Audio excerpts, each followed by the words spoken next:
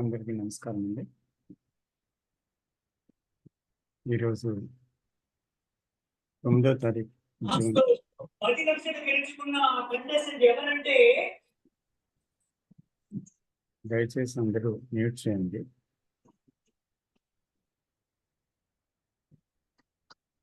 ఈరోజు 9వ తేదీ జూన్ 24, 2024 సంవత్సరం. జ్ఞానజ్యోతి జేక స్టడీ సెంటర్ విశాఖపట్నం నుంచి ఈరోజు మనం ఒక టాపిక్ ఎంచుకున్నాము.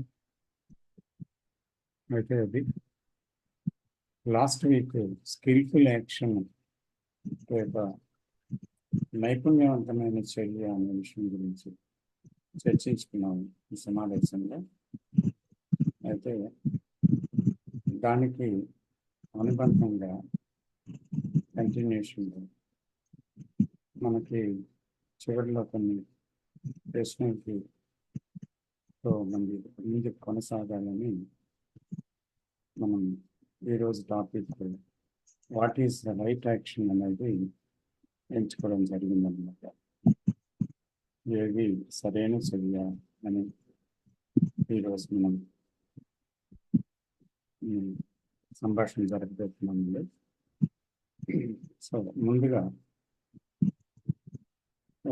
కొన్ని విషయాలు కూడా మనం చెప్పుకున్న తర్వాత మనం దీంట్లోకి వెళ్దాం.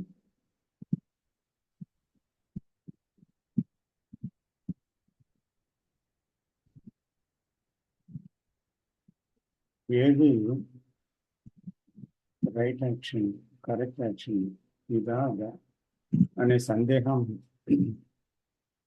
చాలాసార్లు చాలా మందిలో కలుగుతుంది. అయితే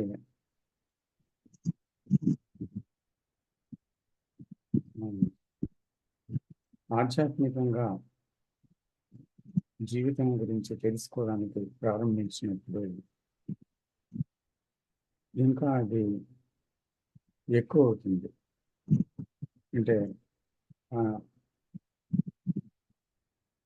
నేను చేసింది కరెక్టేనా, ఇలా చేయొచ్చు, ఇలాగెందుకు చేశాను అని ఇంకా క్లీన్గా ఆలోచించడం జరుగుతుంది. దాని గురించి ఈ చర్యలో ఇది కరెక్టేనా, అలా కరెక్టా అనే సందేహం మనకి అనేక సందర్భాలలో సాధారణంగా కలుగుతుంటుంది అన్నమాట. అయితే ఈ సందేహం ఎవరికి కలుగుతుంది?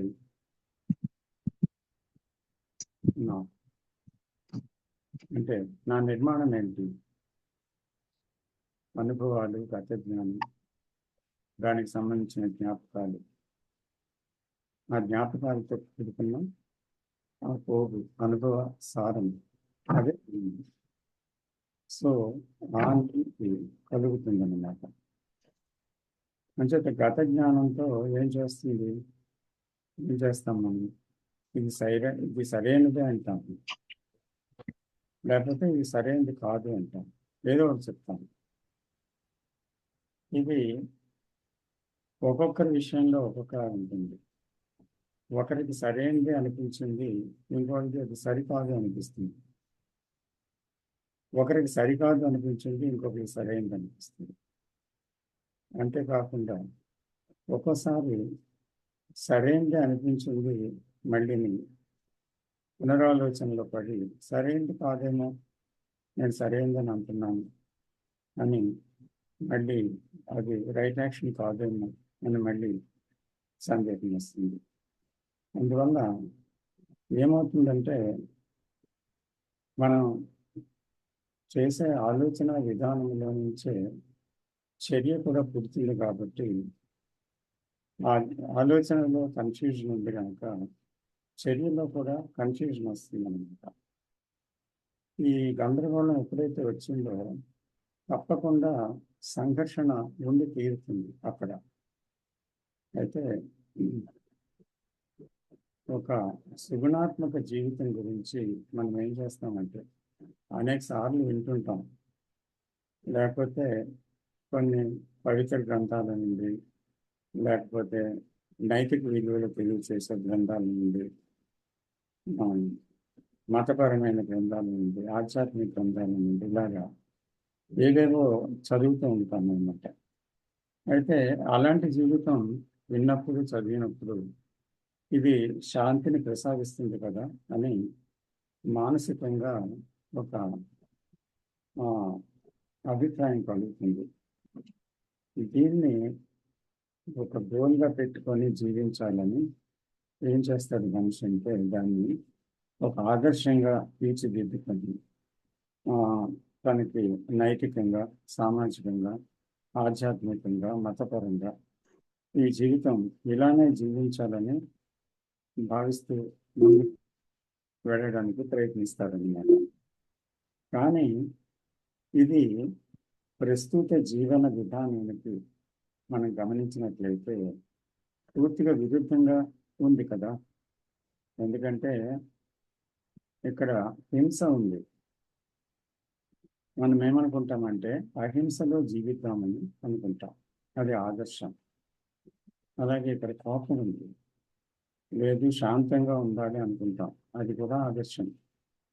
వాస్తవానికి భయం ఉంది, దుఃఖం ఉంది. అప్పుడు ధైర్యంగా ఉండాలి, మనం అధైర్యపడకూడదు.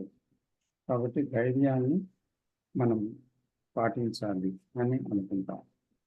ఇలాగ రకరకాలుగా కొన్ని ఆపోజిట్స్ని క్రియేట్ చేసుకొని ఏం చేస్తామంటే నేను ఇదే కానీ అదిగా మారాలి, అంటే నేను ఇలా ఉన్నాను కానీ అలా జరగాలి, అలా మారిపోవాలి అని ఏం చేస్తుంది, దానికోసం ఈ నేను అనేటువంటి ఇది ప్రయత్నం చేస్తుంది అన్నమాట. అప్పుడు ఏం జరుగుతుందంటే తెలిసిన దాన్ని వదులుకోలేక,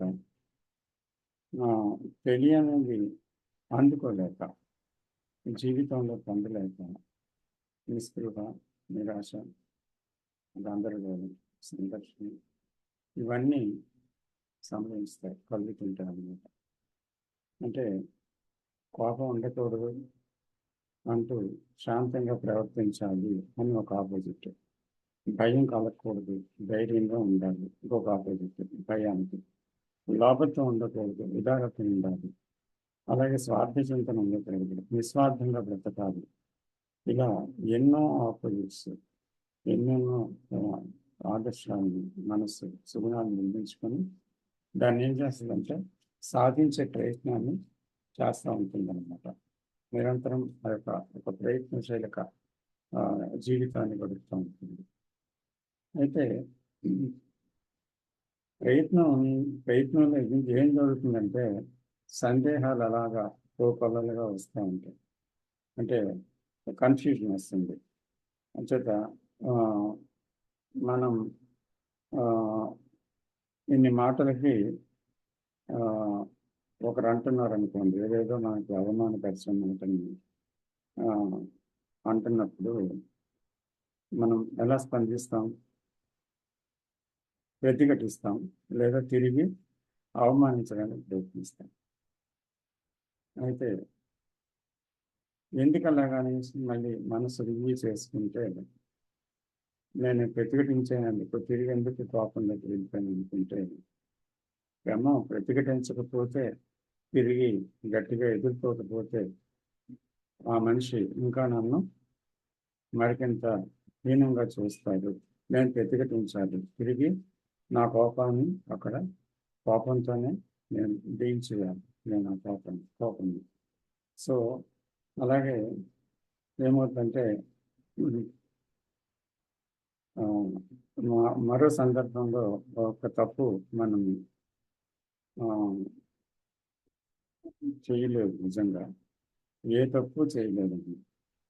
సో అప్పుడు ఏమనుకుంటామంటే ఒకరు మనల్ని నిందిస్తారు, ఇది నువ్వు చేసింది చాలా తప్పు, ఇలాంటి మాట అనకూడదు, ఇలా ఏదో ఒక తప్పు చేసి మనల్ని మాట్లాడచ్చు.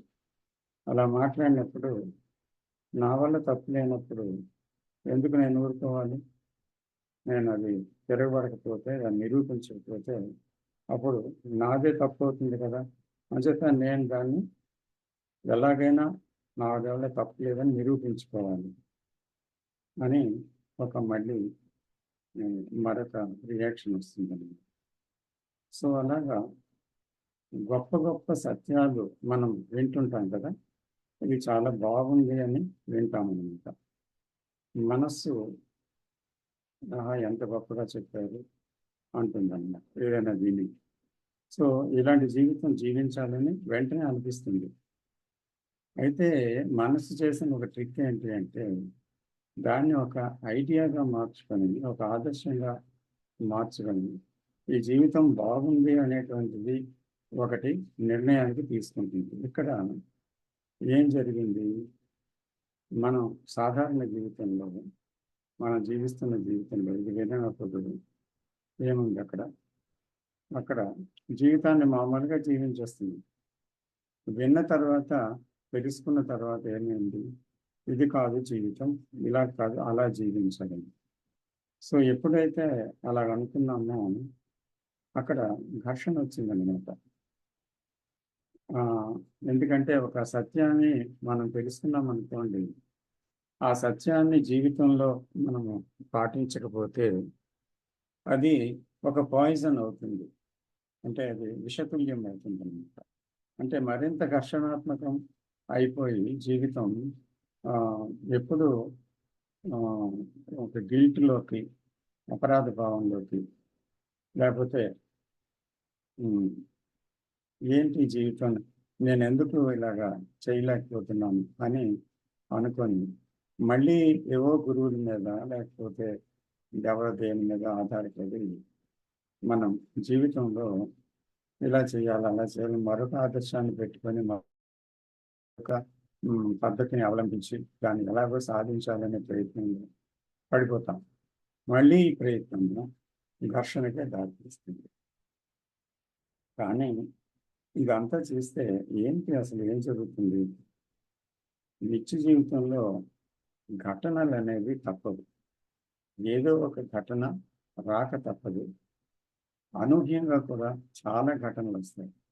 ఏ క్షణం ఏది సంభవిస్తుందో, ఏ అవమానం జరుగుతుందో, ఏ అన్యాయం జరుగుతుందో మన జీవితంలో, ఏ యొక్క నష్టం జరుగుతుందో, ఏ యొక్క అపాయం జరుగుతుందో, ఏదొక కష్టానికి లోనవుతామో అది మనం ఊహించలేమన్నమాట. సో అప్పుడు ఏమవుతుంది? జీవితం ఘటన ఎదురైనప్పుడు వెంటనే ఆ ఘటనని దేంతో డీల్ చేస్తుంది? నేను తన గత జ్ఞానంతో దాని యొక్క ఆ భయానక వాతావరణం నుంచో లేకపోతే ఆ అభద్రత నుంచో దాటి వెళ్ళిపోవాలని తీవ్ర ప్రయత్నం చేస్తుంది. అయితే ఆ ప్రయత్నంలో ఏమవుతుందంటే మరింత ఆ నేను అనేది బలపడుతుంది అన్నమాట. ఎందుకంటే సెక్యూరిటీ కావాలి దానికి.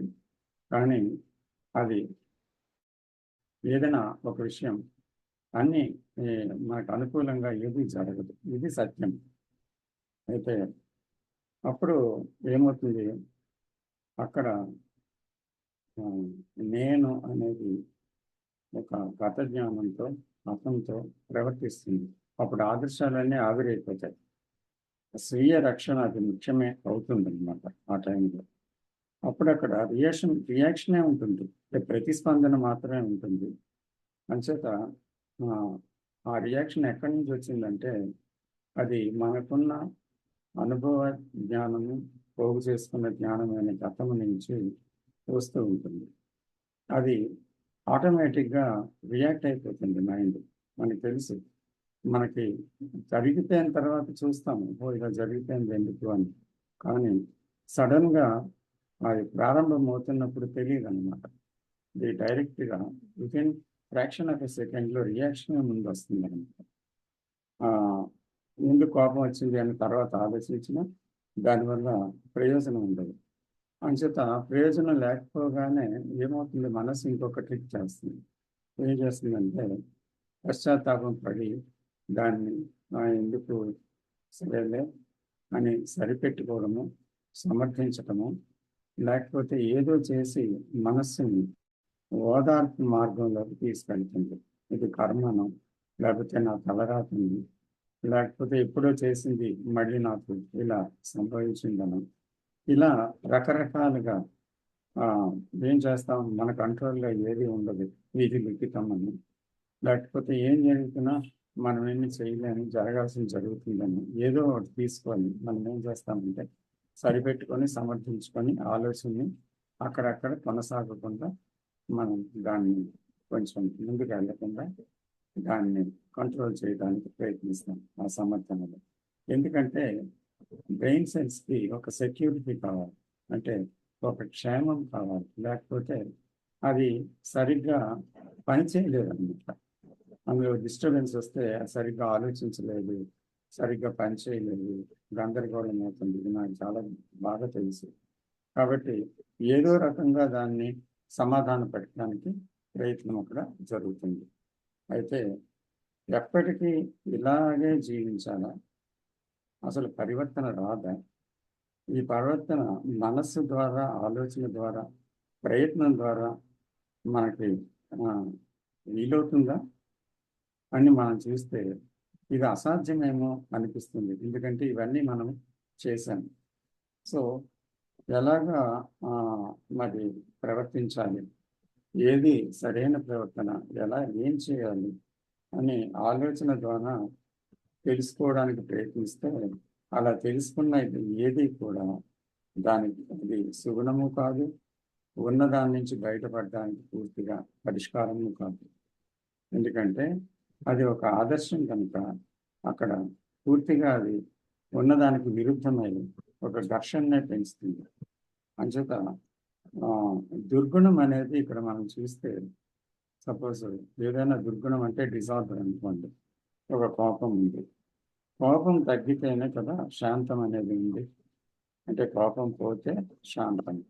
కానీ శాంతాన్ని అభ్యసించి శాంతవంతుడిని అవ్వాలి అంటే లోపల నేచర్, లోపల ఉండే ఒక కండిషనింగ్, మనకి చిన్నదానికి ఏదో ప్రతిఘటన కోపం వస్తుంది. ఏం జరుగుతుంది అక్కడ? ఇది ఉంటుండగా శాంతం వస్తుందా?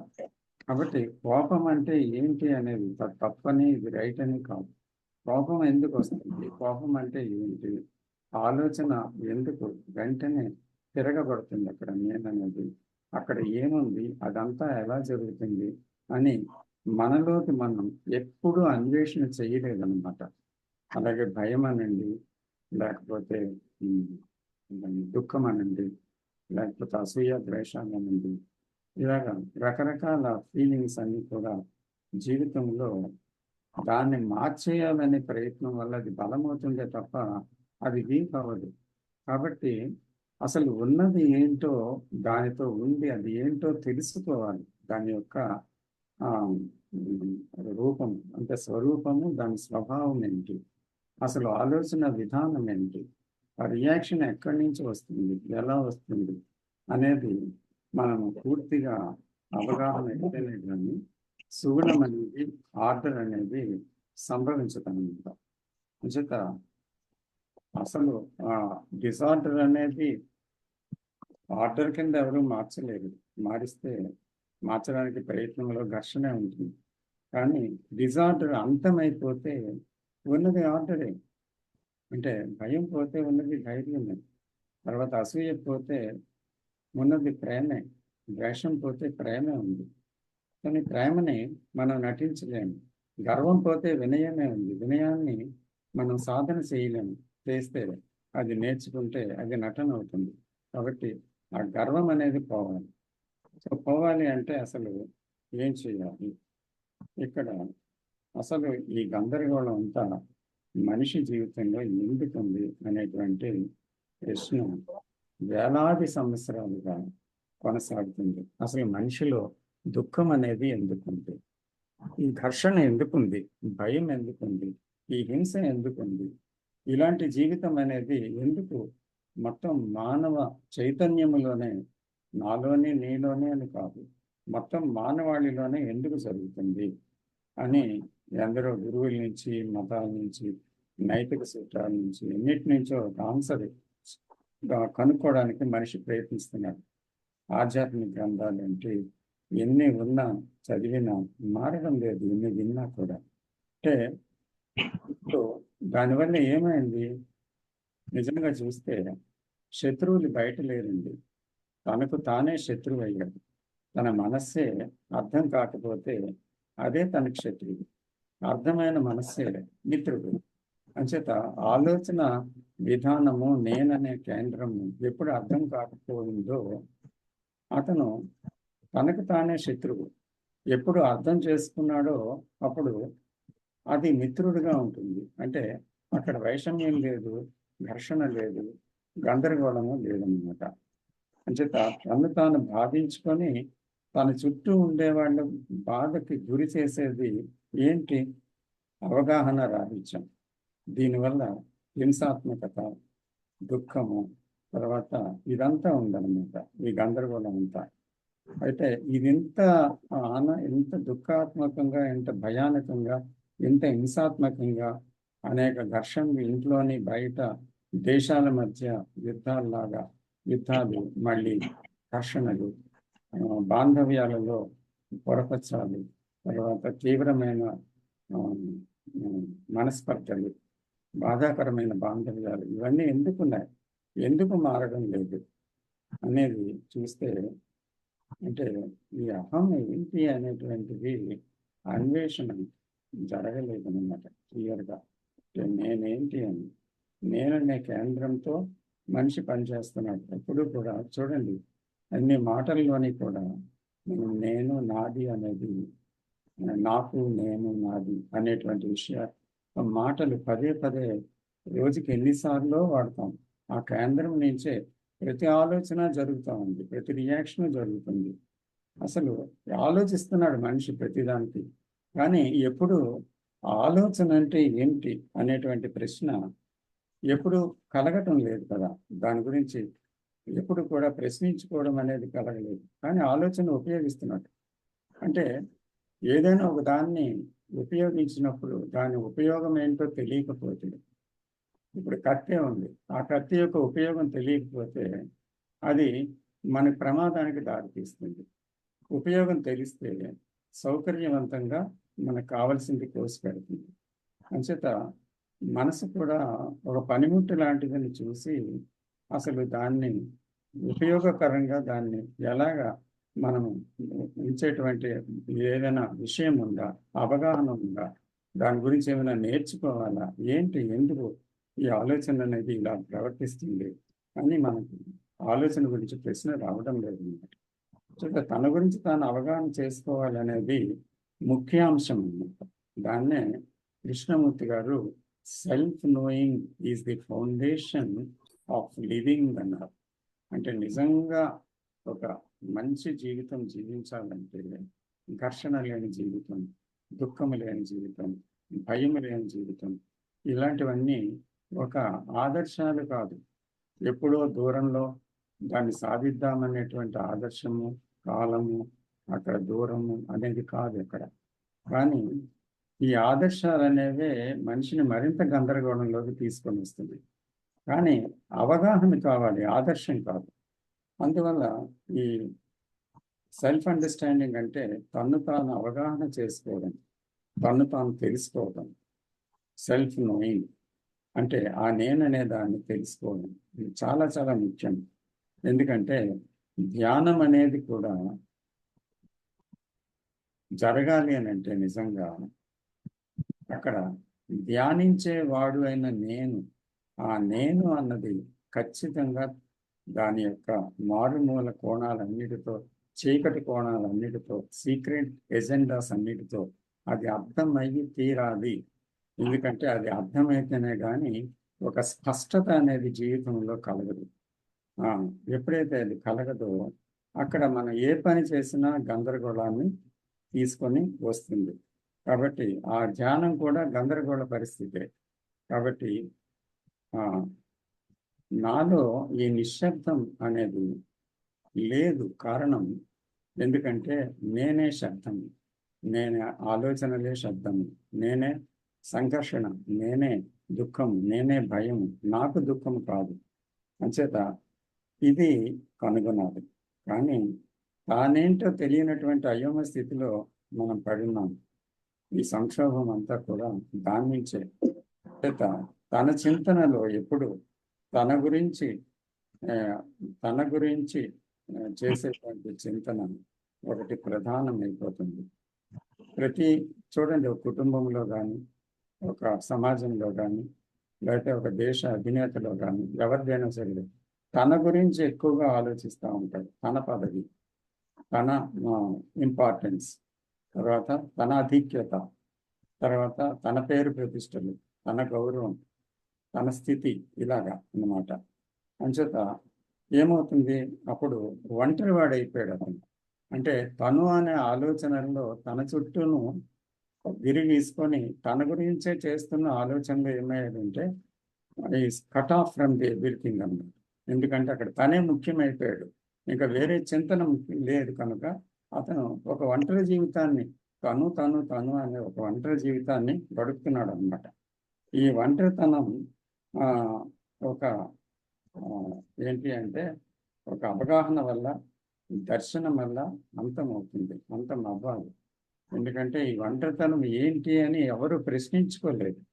ఎందుకంటే ఒంటరితనం రాగానే ఏం చేస్తాము, మనకి ఏదో ఒక ఊసిపోదు, ఏదో ఒక రకమైన ఆందోళన కలుగుతుంది. వెంటనే మనం దాన్ని తప్పించుకోవడానికి ప్రయత్నిస్తాం, ఏదో అసంతృప్తి. ఆ ఒంటరితనంలో ఎప్పుడు కూడా మనం మన చింతనల్లోనే మనం గడుపుతూ రకరకాల అనారోగ్యాల పాలు దేహం గురవుతుంది. అలాగే మానసిక రుగ్మతలు కూడా వచ్చి చాలామందికి మేనియా, డిప్రెషన్ ఇటువంటివి చాలా ఘోరంగా జరుగుతున్నాయి.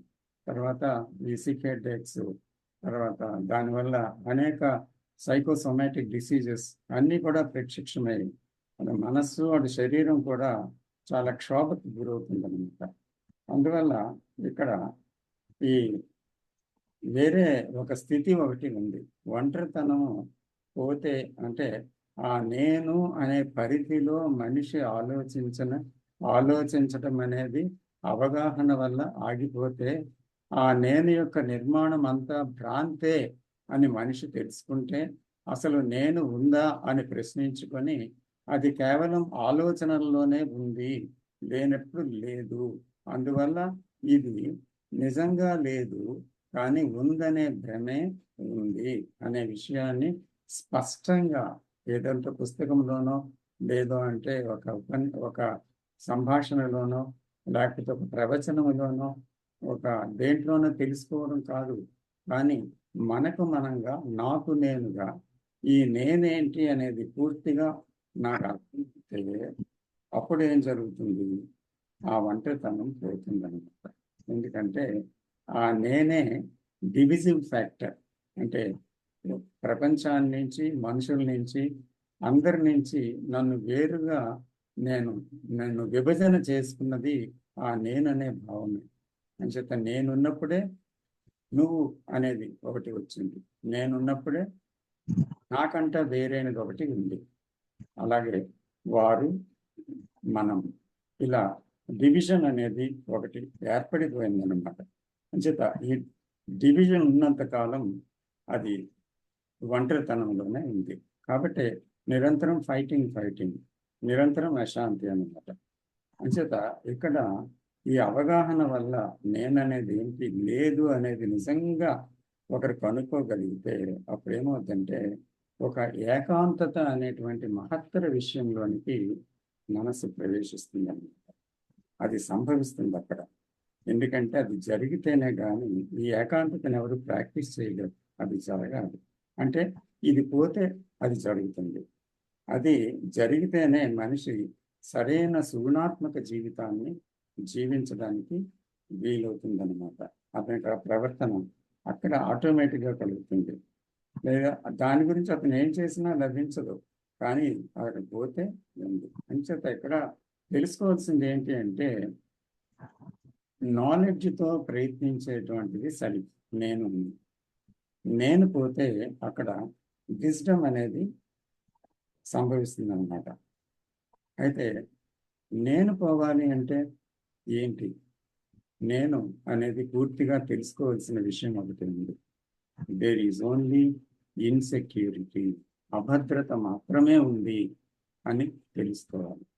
జీవితమే అభద్రత, నేననేదే అభద్రత, నా ఆలోచనల్లోనే అభద్రత అని అంచేత ప్రతిదీ జీవితంలో అభద్రత అనే విషయం పూర్తిగా చూడగలగాలి. ఆరోగ్యంలో స్థిరత్వం లేదు, అది అభద్రత. కుటుంబము స్థిరత్వం కోరుకుంటుంది, మనసు స్థిరత్వం లేదు. కుటుంబంలో వ్యక్తులు మరణిస్తారు, తనకి శాశ్వతత్వం లేదు, తనకి కూడా మరణం ఉంది. అది అభద్రతే. అనారోగ్యం అభద్రతే. అనారోగ్యాన్ని ఆపగలరా? జీవితం చిరకాలం అసలు మరణం లేకుండా కొనసాగుతాం, అనారోగ్యం లేకుండా కొనసాగుతాం అనేది ఎప్పుడైనా జరుగుతుందా? కానీ మనసు ఎప్పుడు కూడా ఆరోగ్యంతో చివరి వరకు బతకాలని తాపత్రయపడుతుందే కానీ ఎప్పుడు అనారోగ్యమైనా రావచ్చును కదా అనే విషయాన్ని సిద్ధంగా స్వీకరించలేదు.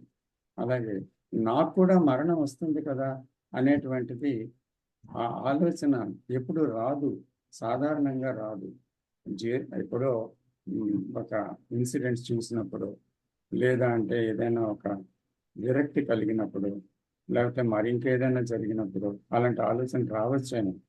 కానీ అక్కడ ఆలోచన అనేది ఇప్పుడు ఈ రోజు ఇలా ఉంది, ఇదంతా కూడా శాశ్వతం కాదు, ఏది శాశ్వతం కాదు అనేటువంటిది చూడండి. పేరు కానీ, ప్రతిష్ట కానీ, పదవి కానీ ఏది శాశ్వతం కాదు లోకంలో.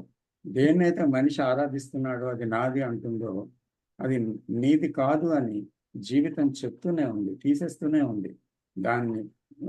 అది జీవితం నుంచి రాలిపోతూనే ఉంది. కానీ మనిషి ఎప్పుడు తాపత్రయం ఏంటంటే దాన్ని స్థిరపరచుకొని, దాన్ని పట్టుకొని, దాంతో ఉండాలని చివరిక జీవితంలో పెనుగులాట సాగిస్తున్నాడు. ఈ పెనుగులాటే మనిషి దుఃఖానికి కారణం అన్నమాట. దీన్నే ఏమంటామంటే కృష్ణమూర్తి గారు అంటారు బికమింగ్. అంటే ఏదో ఒకటి అవ్వాలి, ఇలా ఉండకూడదు, నేను ఏదోగా అయిపోవాలి, నాదంతా జీవితంలో స్థిరంగా అయిపోవాలి, నేను ఎప్పుడు శాశ్వతంగా నాకు ఐశ్వర్యం ఉండిపోవాలి, ఆరోగ్యం ఉండిపోవాలి, కుటుంబం ఉండిపోవాలి, తర్వాత పేరు ప్రతిష్టలు ఉండిపోవాలి, పదవి ఉండిపోవాలని నిరంతరం ఆరాటం అన్నమాట. ఈ ఆరాటానికి చెక్ ఎప్పుడు ప్రకృతి నుంచి వస్తూనే ఉంటుంది. అందువల్ల ఉన్నదేంటి? There is only insecurity. ఈ విషయాన్ని తెలుసుకోవాలి. అంచేత అవమానం రాకూడదు అంటే వచ్చి తీరుతుంది, అది రాకూడదంటే ఆగుతుందా? తప్పు అనేటువంటిది నేను తప్పు చేస్తున్నానని ఎవరు అనకూడదు. ఎందుకు అనకూడదు? అలాగే అంటారు. లేకపోతే ఇలాగే తను ఏదైతే ఎవరి వల్ల మాట పడకూడదు అనుకుంటాడు, మాట పడతాడు. అగౌరవం రాకూడదని అగౌరవం వస్తుంది. నేను ఐశ్వర్యవంతుడినేగా ఉండాలి, పోతుంది. అంచేత ఏది స్థిరంగా లేదు అనేటువంటిది మనం చూడాలన్నమాట. నిజంగా నేననేది ఉందా? ఆ భ్రమ వల్లనే అహం అనేది, ఈగో అనేది అది రియాక్షన్తో ఎప్పుడు దాంతో ప్రవర్తిస్తుంది అన్నమాట. అంచేత ఆ నేను అనేది ఏంటి, అసలు ఆ కేంద్రం అని పూర్తిగా దాని గురించి అవగాహన కావడమే నిజంగా స్వీయ అవగాహన. సో కేంద్రం అనేది ఉన్నప్పుడు ఏమవుతుంది?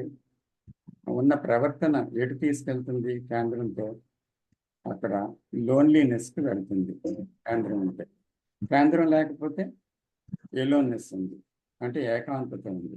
ఇక్కడ ఒంటరితనం ఉంటుంది కేంద్రం ఉంటే, కేంద్రం లేకపోతే ఏకాంతత ఉంటుంది. కేంద్రం ఉంటే ఏమవుతుంది? డిసార్డర్, అంటే జీవితం అంతా ఒక రకమైన అక్రమ స్థితి, క్రమగతమైన జీవితం కాదు, అది ఒక గందరగోళంతో కూడుకున్న జీవితం అన్నమాట. అయితే ఎలోన్నెస్లో ఏముంది? సుగుణం ఉంది, ఆర్డర్ ఉంది. అంచేత మళ్ళీ మనం చూస్తే లోన్లీనెస్లో ఏముంది? కన్ఫ్యూషన్ ఉంది, గందరగోళం ఉంది, తర్వాత ఇంకేముంది? సంఘర్షణ ఉంది. కానీ ఎలోన్నెస్లో చూస్తే తప్పకుండా క్లారిటీ అనేది ఉంది, స్పష్టత ఉంది. ఇక్కడ గందరగోళం ఉంటే అక్కడ మనసు అనేది నేను అనే అహం ఆగిపోయింది కనుక, పడిపోయింది కనుక అక్కడ ఒక విశాలత ఉంది. ఆ విశాలతలో నేననే సంకుచితత్వం లేదు కనుక, అక్కడ గందరగోళం లేదు కనుక, సంఘర్షణ ఆగిపోయింది కనుక అక్కడ నిజంగా స్పష్టత ఉంది. అంచేత ఈ మళ్ళీ ఈ లోన్లీనెస్లో నేను దాంట్లో ఒక యాక్షన్ అనేది ఏంటవుతుంది, అది పర్సనల్గా అంటే నేను అనే దాంతో కూర్చుంది, అప్పుడు అది రాంగ్ యాక్షన్ అవుతుంది. కానీ ఏలోనెస్లో ఏంటవుతుంది, నేను అనేది లేదు కనుక, ఇంపర్సనల్ కనుక అది అంటే నేను అనే కేంద్రంతో అది లేదు కాబట్టి అది మొత్తము ఏది విశ్వం యొక్క ఒక అంటే యూనివర్సల్ మైండ్తో కనెక్ట్ అయి ఉండదు. కాబట్టి అక్కడ ఇండివిజువల్గా ఉండేటువంటి విభజనాత్మకత లేదు కనుక అక్కడ ఏమవుతుందంటే రైట్ యాక్షన్ ఉంటుంది అన్నమాట. ఒక సరైన చర్య పుడుతుంది. ఇది నేర్చుకుంటే వచ్చేది కాదు ఈ సరైన చర్య, ఆ స్థితిలో కలిగేది అన్నమాట. చేత ఇక్కడ మళ్ళీ లోన్లీనెస్లో ఏముందంటే వైలెన్స్ ఉంది, అంటే హింస ఉంది, స్ట్రగుల్ ఉంది. తర్వాత ఎలోనెస్లో ఏముందంటే తన చర్యలోని, తన మాటలోని, తన ఆలోచనలోని ప్రేమ ఉంది, కరుణ ఉంది. అంచేత ఇక్కడ గందరగోళం ఉంది, మళ్ళీ అక్కడ విజ్డమ్ ఉంది. అంచేత ఇదంతా మనం చూస్తే నిజంగా సరైన చర్య అనేది ఎక్కడ పుడుతుందంటే when there is an operation of intelligence, అంటే తెలివి అనేది ఒకటి ఉంది. అది మీ తెలివి, నా తెలివి, వారి తెలివి కాదు, కానీ అది విశ్వజనీనకమైన తెలివి. సో అది ఒక ఆ తెలివి ఏంటంటే విజ్డమ్ అన్నమాట. సో అది విజ్ఞాని కూడా అనొచ్చు.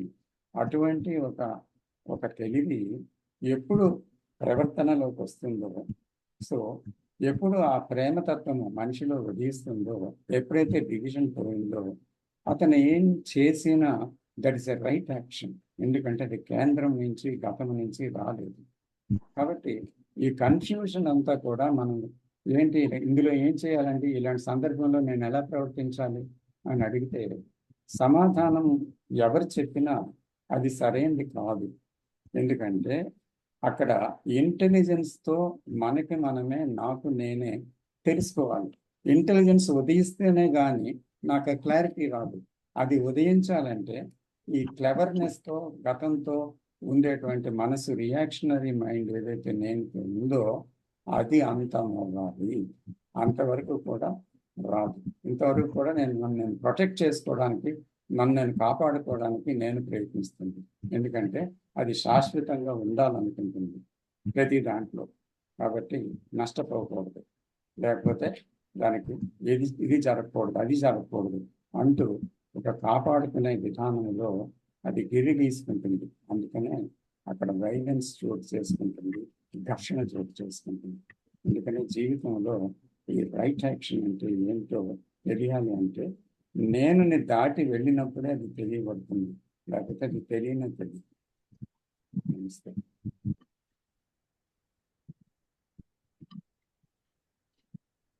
ఇప్పుడు మనం దీని గురించి సంభాషించాలి.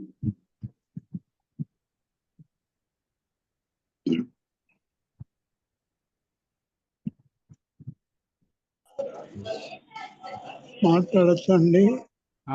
మాట్లాడండి సార్. నేను అనే కేంద్రం అర్థం అవ్వాలండి. నేను కేంద్రం అంటే ఈ భయాలు, కష్టాలు, సుఖాలు, మానసిక రోగాల్ని నేను సృష్టిస్తున్నాను, నేనే సృష్టికర్తను వాటికి. అంటే ఏంటి?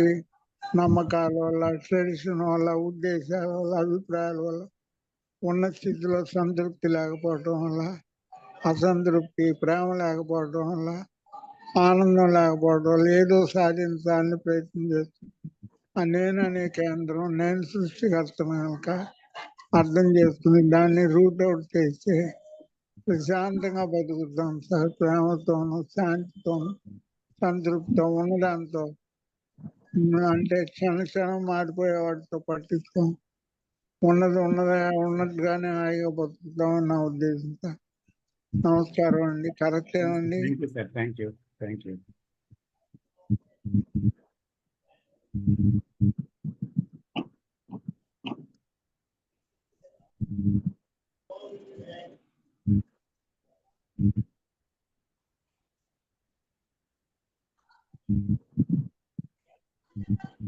డాక్టర్ సివి రావు గారు.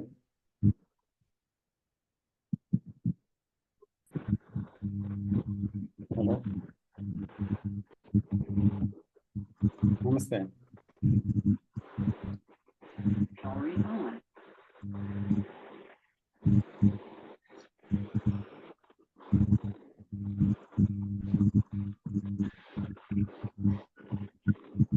సార్ ఎవరన్నా మాట్లాడే ఉంటే మాట్లాడమనండి ఒకసారి, తర్వాత మాట్లాడదాం. Okay sir, okay.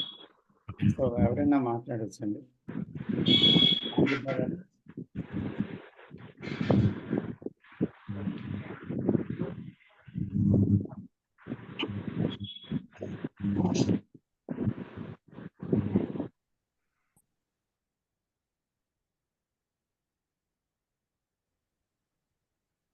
Hello sir, నమస్తే అండి. నేను స్రవంతిని మాట్లాడుతున్నాను. మాట్లాడొచ్చా అండి?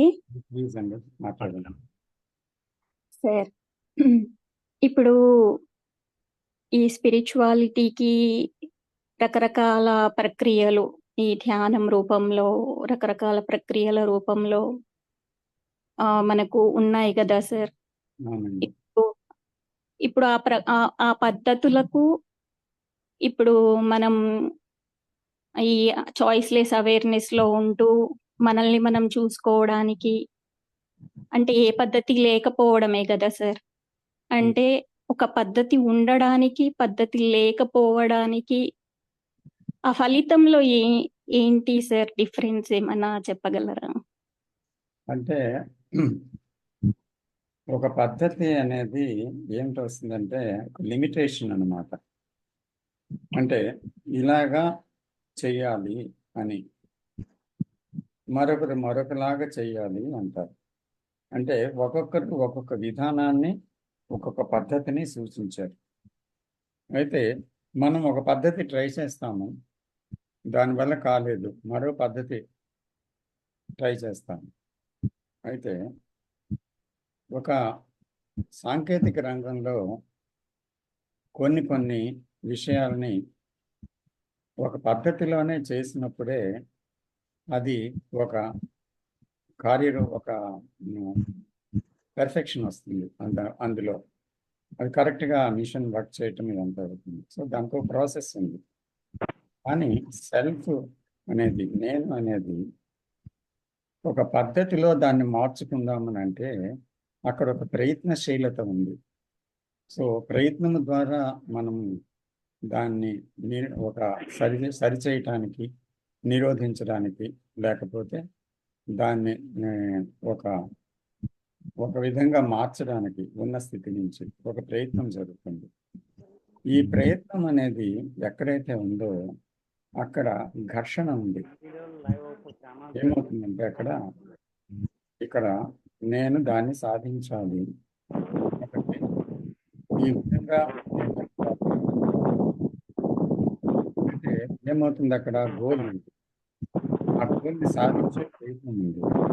అందులో కారణం ఇక్కడి నుంచి అక్కడికి, ఈ స్థితి నుంచి ఆ స్థితి అని ఒక కాలం ఉంది. డిస్టర్బెన్స్ వస్తుంది సార్. ఎవరో మ్యూట్ చేయలేదమ్మా, దయచేసి అందరు మ్యూట్ చేయండి. ఇప్పుడు వస్తుందమ్మా? ఓకే సార్, వినిపిస్తుంది సార్. అందువల్ల ఏమవుతుంది, అక్కడ ఆ పద్ధతిని అనుసరించి చేద్దాం అనుకున్నప్పుడు ఒకరు నిబద్ధీకృతం అవుతారు దానికి. సో దానికి ద్వారానే ఒక ప్రయత్నం సాగుతుంది. దాన్ని సాధించాలని ఒక గోల్ ఉంటుంది. అది ఒక ఆదర్శంగా ఉంటుంది. దాన్ని సాధించాలి, దాన్ని పొందాలి అని. సో అందుకని స్పిరిచువాలిటీ కూడా ఎలా తయారైంది, ధనం సాధించడం లాగా, పేరు సాధించడం లాగా, పదవి సాధించడం లాగా, అలాగే ఒక స్థితిని సాధించడం అనేటువంటిది పెట్టుకున్నాడు మనిషి. అంచేత అది కూడా ఏమవుతుంది, ఒక లోభత్వం కింద మారింది. అది కూడా ప్రయత్నశీలతతో కూడుకుంది, సంపాదించాలి అని. అది కూడా బికమింగ్ ప్రాసెస్ అది. అందువల్ల అందులో నేను పోది సరికదా, నేను బలపడుతుందన్నమాట. ఎందుకంటే ఇక్కడ ఇంకా నేను సాధించలేకపోయానేంటి, ఇక్కడ ఎందుకు ఇలా జరిగింది, అయ్యో అంటూ నేను సాధించలేదు అని మళ్ళీ నిస్పృహ, నిరాశ దీంతో నేను బలపడుతుంది. మళ్ళీ నేను సాధించగలను అంటూ ఒక ధైర్యం పెంచుకోవాలని ఎవరో చెప్తారు. మళ్ళీ పాజిటివ్ థాట్స్ మెయింటైన్ చేయాలి. సో అప్పుడు మరొక సెల్ఫ్ నిర్మాణం చేసుకుంటుంది. అంచేత ఏ నేనైతే పోవాలో, పోతేనే అది వస్తుందో ఆ నేను బలపడుతూ వస్తుంది ఈ ప్రయత్నంలో. అలా కాకుండా గోల్ అనేది కాకుండా ఇప్పుడున్న స్థితి ఏంటి, నాకున్న స్థితి ఏంటి, అసూయ, ద్వేషం, కోపం, భయం ఇవి ఉన్నాయి నాలో. ఘర్షణ ఉంది, తర్వాత విభజన ఉంది. ఎప్పుడు నేను ఏదో ఒకటి సాధిద్దామనే ఒక ప్రయత్నశీలత ఉంది. అంచేత ఇవన్నిటితో నేను ఉన్నాను కదా, ఈ నేనేంటి, ఇలాంటి ఒక జీవితంలో ఘర్షణ ఉంది. అంచేత అసలు కోపము, భయము ఇవన్నీ నేనేనా, నా నుంచే కలుగుతున్నాయంటే అది నేనా, లేకపోతే నావా, ఆలోచన అనేది ఏంటి అసలు యాక్చువల్గా అంటూ తన ఉన్న విషయాన్ని, తనలోని ఉన్న విషయాన్ని, అంటే ఆ ఉన్న విషయంతో తాను ఉన్నాడు, విషయరహితంగా లేడు. కాబట్టి ఈ విషయం పోవాలనుకుంటున్నాడు. అలా కాకుండా పోవాలి అనుకుంటున్నప్పుడు, ఏదో పొందాలి అనుకున్నప్పుడు ఆ పొందవలసిందే ముఖ్యమైపోయి ఈ పోవాలి అనుకుంటున్నది ముఖ్యం కాదు అక్కడ. ఎందుకంటే దేన్ని చూస్తాడు, నేను ఇంకా శాంతం గడించలేదు, నేను ఇంకా ఆ నిశ్శబ్దం పొందలేదు, నేను ఇంకా సెల్ఫ్ నుంచి బయటపడలేదు అని అదే చూస్తూ ఉంటాడు. కానీ ఇక్కడ కోపాన్ని, భయాన్ని, సెల్ఫ్ని చూసే అవకాశం లేదు అక్కడ. అందుకనే భవిష్యత్ యొక్క నిర్మాణంలో, ప్రయాణంలో, దర్శనంలో ఇతను ఆ సీయింగ్లో లేడు, ఉన్నదాన్ని చూడటం లేదు. అంచేత ఉన్నదేంటి అని చూడాలంటే ఉన్న దాంతో ఉండాలి. అంటే ఆ కోపంలో ఏం జరుగుతుంది, భయంలో ఏం జరుగుతుంది, సంఘర్షణాత్మక స్థితిలో ఏం జరుగుతుంది, లోపత్వంలో ఏముంది, తర్వాత బికమింగ్లో ఏం జరుగుతుంది, అసూయ ద్వేషాలు కలిగినప్పుడు ఏమవుతుంది. అంచేత జీవితంలో ప్రతిదీ ఎప్పుడూ మనం గమనించలేదన్నమాట. మన యాంత్రికంగా మనకున్న గుణాలతో మనం వెళ్ళిపోతున్నాం. మనం అంటే మొత్తం మానవాళి అంతా, అక్కడ నేను వేరు, మానవులందరూ వేరు కాదు. మానవాళిలో ఏది ఉందో అదే గుణాలు నాలోనే ఉన్నాయి. కాబట్టి మానవ సమాజము, మానవ చైతన్యము అంతా ఒకే రీతిలో ఉంది. కాబట్టి ఇక్కడ నన్ను నేను చూస్తున్నానంటే మొత్తం మానవాళిలో ఉండే చైతన్యాన్ని అంతటినీ నేను చూస్తున్నాను. కాబట్టి నన్ను నేను అర్థం చేసుకుంటున్నానంటే నా చుట్టూ ఉండే వారు అందరినీ అర్థం చేసుకుంటున్నాను. కాబట్టి నన్ను నేను అర్థం చేసుకోవడం అనేది స్వార్థపూరిత ఒక చర్య కాదు. అందుకని ఆ నేను అనేది పోతేనే కదా నిస్వార్థమైన చర్య పుడుతుంది, అంటే సెల్ఫ్లెస్ యాక్టివిటీ పుడుతుంది. ఇక్కడంతా సెల్ఫ్ సెంటర్డ్ యాక్టివిటీ ఉంది. అదే కదా సంక్షోభానికి, దుఃఖానికి, వైలెన్స్కి అన్నిటికీ కారణం. కాబట్టి దాన్ని మనం చూడాలి అంటే ఆదర్శము గోల్ కాదు, లేదా అంటే ఒక ప్రయత్నం కాదు, లేదా అంటే ఒక పద్ధతి కాదు. కానీ ఏం జరుగుతుంది నాలో, మాట్లాడేటప్పుడు ఒకరితో ఎలా మాట్లాడుతున్నాను, వింటున్నప్పుడు ఎలా వింటున్నాను, చర్య చేసినప్పుడు ఎలా చర్య చేస్తున్నాను, ప్రతిదానికి ఒక కారణం అంటూ ఉందా? కారణంతో కదా చేయగలుగుతున్నాను, కారణం లేకుండా. సో ఆ కారణం ఏంటి? సెల్ఫ్ నుంచి ఏదో పొందాలనా, లేకపోతే నేను బాగుండాలనా, లేకపోతే నాకు అది పొందాలని ఉందనా, లేకపోతే ఏంటి ఆ కారణం? సో ప్రతి ఒక్క చర్య, ప్రతి ఒక్క ఆలోచన ఎక్కడి నుంచి పుడుతుంది, ఏంటి ఆలోచన అంటూ దాని అందే ఉండి దాన్ని గమనించటం అనేది జరుగుతున్నప్పుడు there is a self understanding అన్నమాట. అంటే నేను అనేటువంటి దాన్ని అర్థం చేసుకోవటం అనేది జరుగుతూ ఉంటుంది అక్కడ. సో ఈ అవగాహనలో ఏమవుతుందంటే సెల్ఫ్ అనేది రాలిపోతుంది. ఎందుకంటే అది భ్రమ అని తెలిసిపోతుంది, ఇది ఆలోచన నిర్మితమని తెలిసిపోతుంది, ఈ ఆలోచనలు స్థిరం కావని తెలిసిపోతుంది. తర్వాత అది అనుభవాలతో వచ్చిన విషయము, అనుభవాలు పరిమితమైనవే, ఆలోచన పరిమితమైనదే అని తెలిసిపోతుంది. కాబట్టి పరిమితత్వంతో ఉన్నదాన్ని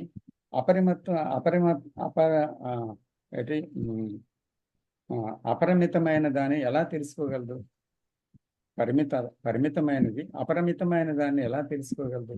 కానీ పరిమితమైనది అంతమైన చోట అపరిమితమే ఉంది అక్కడ, అంటే సంపూర్ణమే ఉంది అసంపూర్ణం పోయినప్పుడు అని మనం గ్రహించినట్లుగా అని గ్రహించడం అనేది కేవలం సెల్ఫ్ అండర్స్టాండింగ్ లో జరుగుతుంది. అందుకే Krishnamurthy has given a tremendous importance for self understanding, and he says it is a foundation for living and meditation also.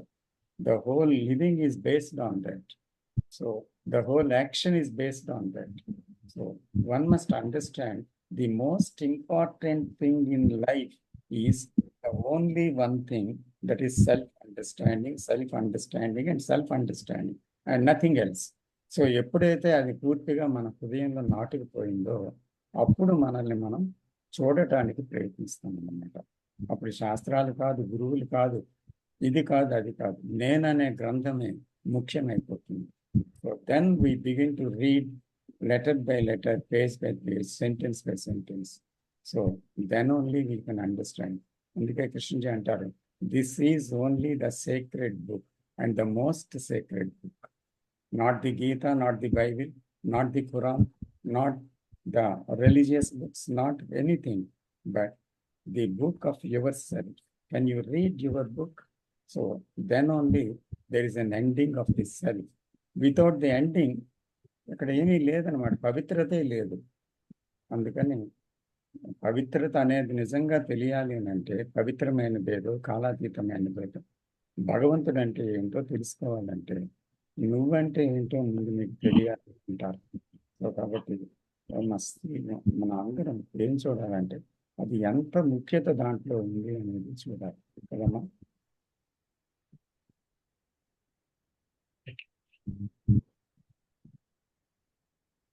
Sravanthi గారు. Sir thank you sir.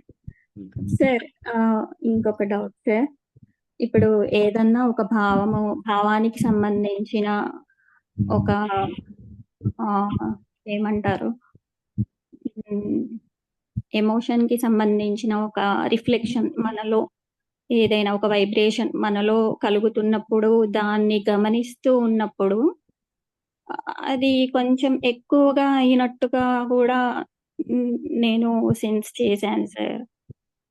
1-2 సార్లు అలా జరుగుతుందంటారా? ఒకవేళ అలా జరిగితే దానికి కారణం ఏమై ఉంటుంది?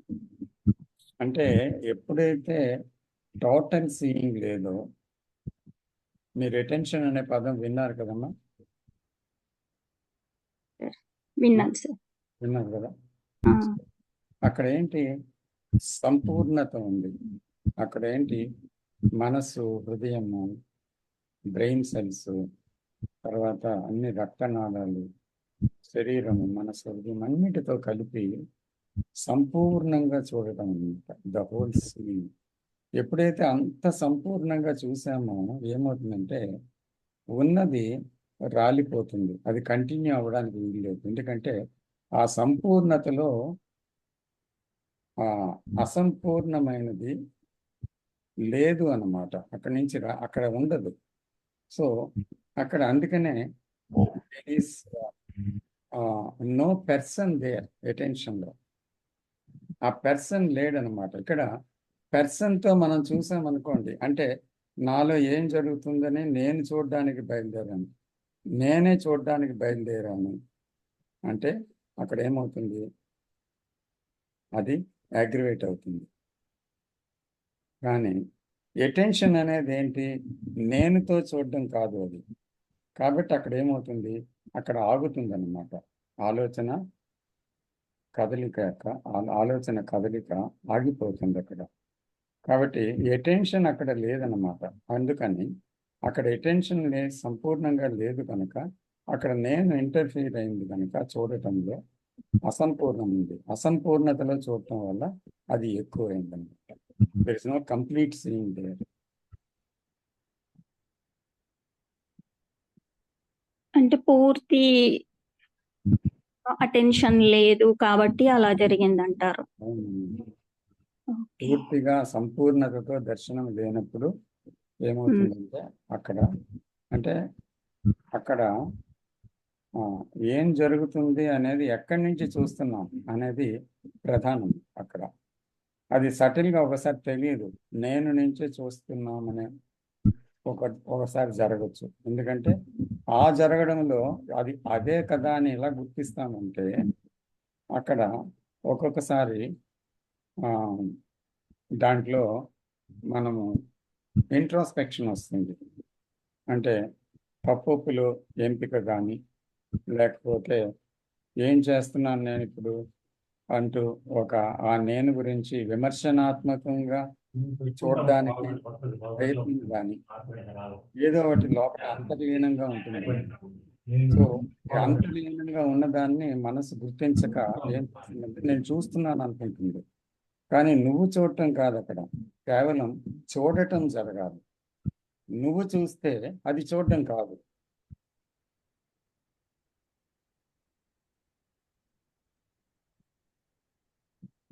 అంటే లోపల దాగి ఉన్న వాటిని మనం చూడలేకపోవడం కూడా, అంటే సూక్ష్మంగా చూడలేకపోవడం కూడా కారణం కావచ్చు అంటారా? నాకు సూక్ష్మంగా చూడడానికి ఎప్పుడు ఎంతో సైలెన్స్ ఉంటేనే కదా చూడగలరు. అవును సార్. చిన్నది కూడా కనబడాలి నేల మీద అంటే ఏం కావాలి? ఆ దృష్టి ఎంతో తీక్షణంగా ఉండాలి కదా. అలాగని సైలెన్స్ చాలా గాఢంగా ఉంటేనే చాలా లోతుగా దాగుని ఉన్న విషయాలు కూడా బహిర్గతం అవుతాయి. కానీ గందరగోళంతో కొంత ఉన్న మనస్సు ఎలా చూడగలదు ఆ విషయాన్ని? అందుకే క్లారిటీ కావాలి. క్లారిటీ అనేది నిశ్శబ్దంలో వస్తుంది. ఈ నిశ్శబ్దం అటెన్షన్లో ఉంది. క్లారిటీ అంటే సార్, క్లారిటీ కావాలి అన్నారు. క్లారిటీ అంటే స్పష్టత. అంటే ఇప్పుడు అస్పష్టంగా ఉంటుంది కదా మనస్సు దేని యందు. అవును. అది ఏది ఉండదు. ఏది ఎలా ఉందో అలాగే చూడగలదు. అది క్లారిటీ. ఓకే. ఆ చూడగలిగే మానసిక స్థితి ఉండాలి అక్కడ. అవును. Thank you sir. వెల్కమ్.